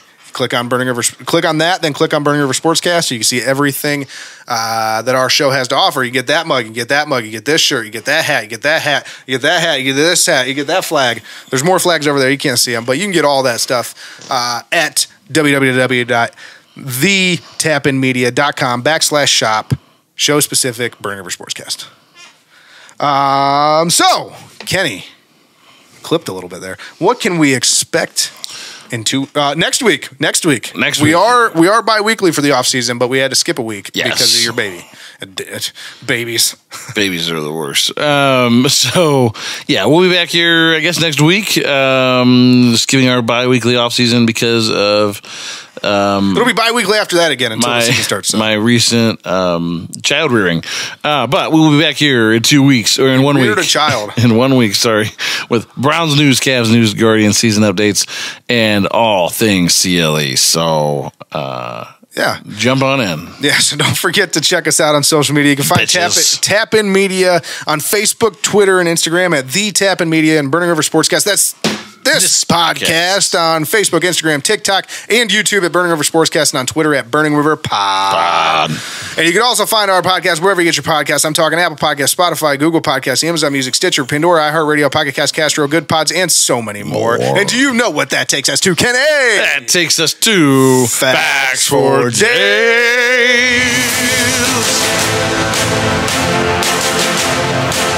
I got a fact for you. What is it? Who is the official podcast of the Cleveland Browns Cruise? The Burning River Sportscast. Good one. You did it. You got one right finally. I did it. I knew that one. So let's just keep this train. I'm going to sign up for Jeopardy now. Let's keep this hell ride rolling. What percent of an atom is empty space? 99.99%. Each atom. We were getting into the minutia. No, I'm not saying you're wrong. You're right. Yeah. So the point is, I knew another one. It's most all of it, right? Yeah. Most of an atom is empty space. So if you remove all the empty space from all the atoms that make up every human on Earth, the entire world's population can fit inside of an apple. Holy hell. That is a fact. That is. Just think, what? You're basically made of empty space. What? What are you? 99.9% air? Air. Empty space. But not even air, just nothing. By volume. That's the wildest thing. Is it's not even air. It's literally just nothing. Because air is made up of atoms. So it's literally just nothing. Nothing. 99.9% nothing is what you're made of. Yeah, and this table. So that's why. Just tell it why can't I just bust through this? Not even bust through it. I should just be able to go through it. Through it, yeah. Wow. Weird, huh? Science crazy. No wonder the apple is a forbidden fruit. Is that why? The entire human population is in one? Speaking of the entire human population, more than 50% of the people in the entire world have not made or received a phone call. What? What do you mean? Their lives are just much simpler than ours. What? I mean, you think there's 7 million people in the world, and you go yeah, everybody has a cell phone, but they really don't. Just like rich countries. It's just so commonplace here. Yeah, it's got to be 75% of the population. 50 years ago, we were building out booths with phones in them just for if you're on a street and need to make a phone call. Crazy times. But in the rest of the world, half people don't even know what a phone is. This is all right. Next. That's crazy. And this is my favorite fact of the day. Oh boy. Since we were just talking about child rearing and reproductive rights, reproductive systems. Right. I was wondering where you're going with that. To know when to mate, a male giraffe will continuously headbutt a female giraffe in the bladder until she urinates. I knew this one. The males then taste the urine. I didn't know that part. Which helps determine whether the female is ovulating and whether or not they want to smash. What? What? You mean to tell me they're just pee on the ground so I can taste it? Yes. What? Can you imagine if humans did that? Sounds good. Let's smash. Let me taste that real quick. You taste like you're ready to smash. Oh, yeah. Oh, my God. What? Apparently, the giraffes are really religious. They only mate to procreate. That's all I can say. Emily's going to be mad the next time that... You start headbutting her. Yeah. Why are you headbutting me right now? I gotta know. Is it time? Yeah, so get ready, Emily. The next time that we, if we decide that we want another child, I will be headbutting your bladder. There you go. Until you pee. And thus concludes Facts for Days. And from here, this is Kenny Thunder reminding you not to just be a part of the problem, but to be the whole damn problem. And only you can prevent river fires. Burning River Sportscast. Burning River. Is it weird that I'm wearing my own shirt? I feel like a wrestler. I'll wear your shirt. You wear my shirt. Next time. Nah, not next time. Not next time. Maybe eventually. You know what we will be next time? We will be Burning River Sportscast, presented by Tabby Media and brought to you by the Cleveland Browns Fan Cruise. The official podcast of the Cleveland Browns Fan Cruise. Damn, feels good. Feels good. Can't wait to go on this cruise. Burning River! Burning River! Burning River Sportscast! Burning River!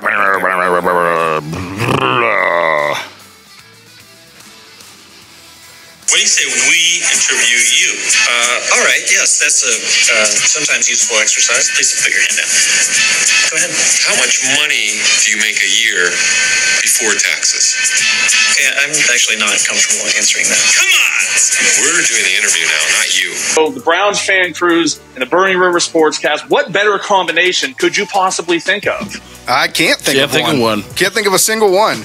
I am Uhtred, son of Uhtred.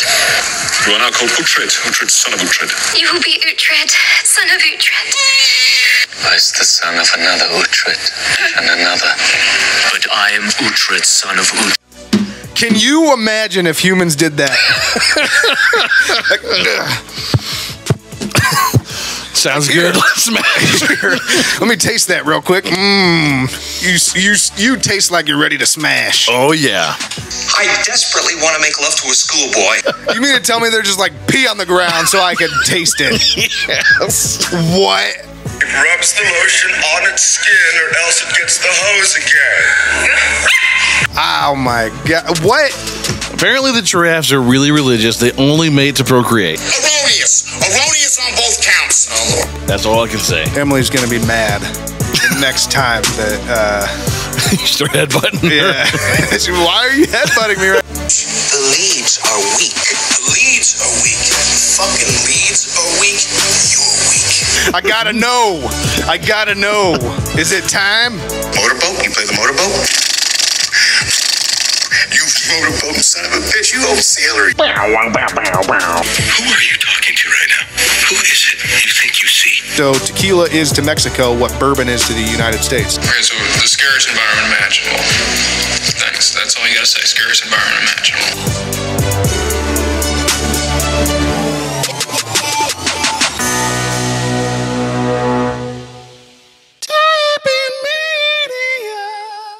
Hey, Browns fans, here's a chance to score the ultimate touchdown with the first ever Browns fan cruise. Picture this. You're sailing across the beautiful Caribbean Sea on Royal Caribbean's Independence of the Seas, surrounded by true blue Browns fans. Your favorite Browns alum like Josh Cribbs, Webster Slaughter, Eric Metcalf, or a dozen others. For 5 unforgettable days beginning on March 11th, 2024, you can join beach parties, spirited competitions, relive the Browns' greatest moments, dine with alumni, and attend exclusive touchdown talks in the company of some of the Browns' all-time greats. And guess who you'll be sharing the deck with? None other than your favorite Browns alumni. Get autographs, snap photos, and join them for the ultimate fan versus alumni competition as you sail through the warm Caribbean. Don't wait. The clock's ticking, Browns fans. Book now and take advantage of our easy, budget-friendly payment plans for this once-in-a-lifetime, all-inclusive cruise adventure. Don't miss the boat on this extraordinary Browns experience. To book your cabin and for more information, visit brownsfancruise.com or call 216-284-6472. Browns Fan Cruise, where diehard fans and Browns alumni come together for the trip of a lifetime. Don't wait. Secure your spot today and go Browns.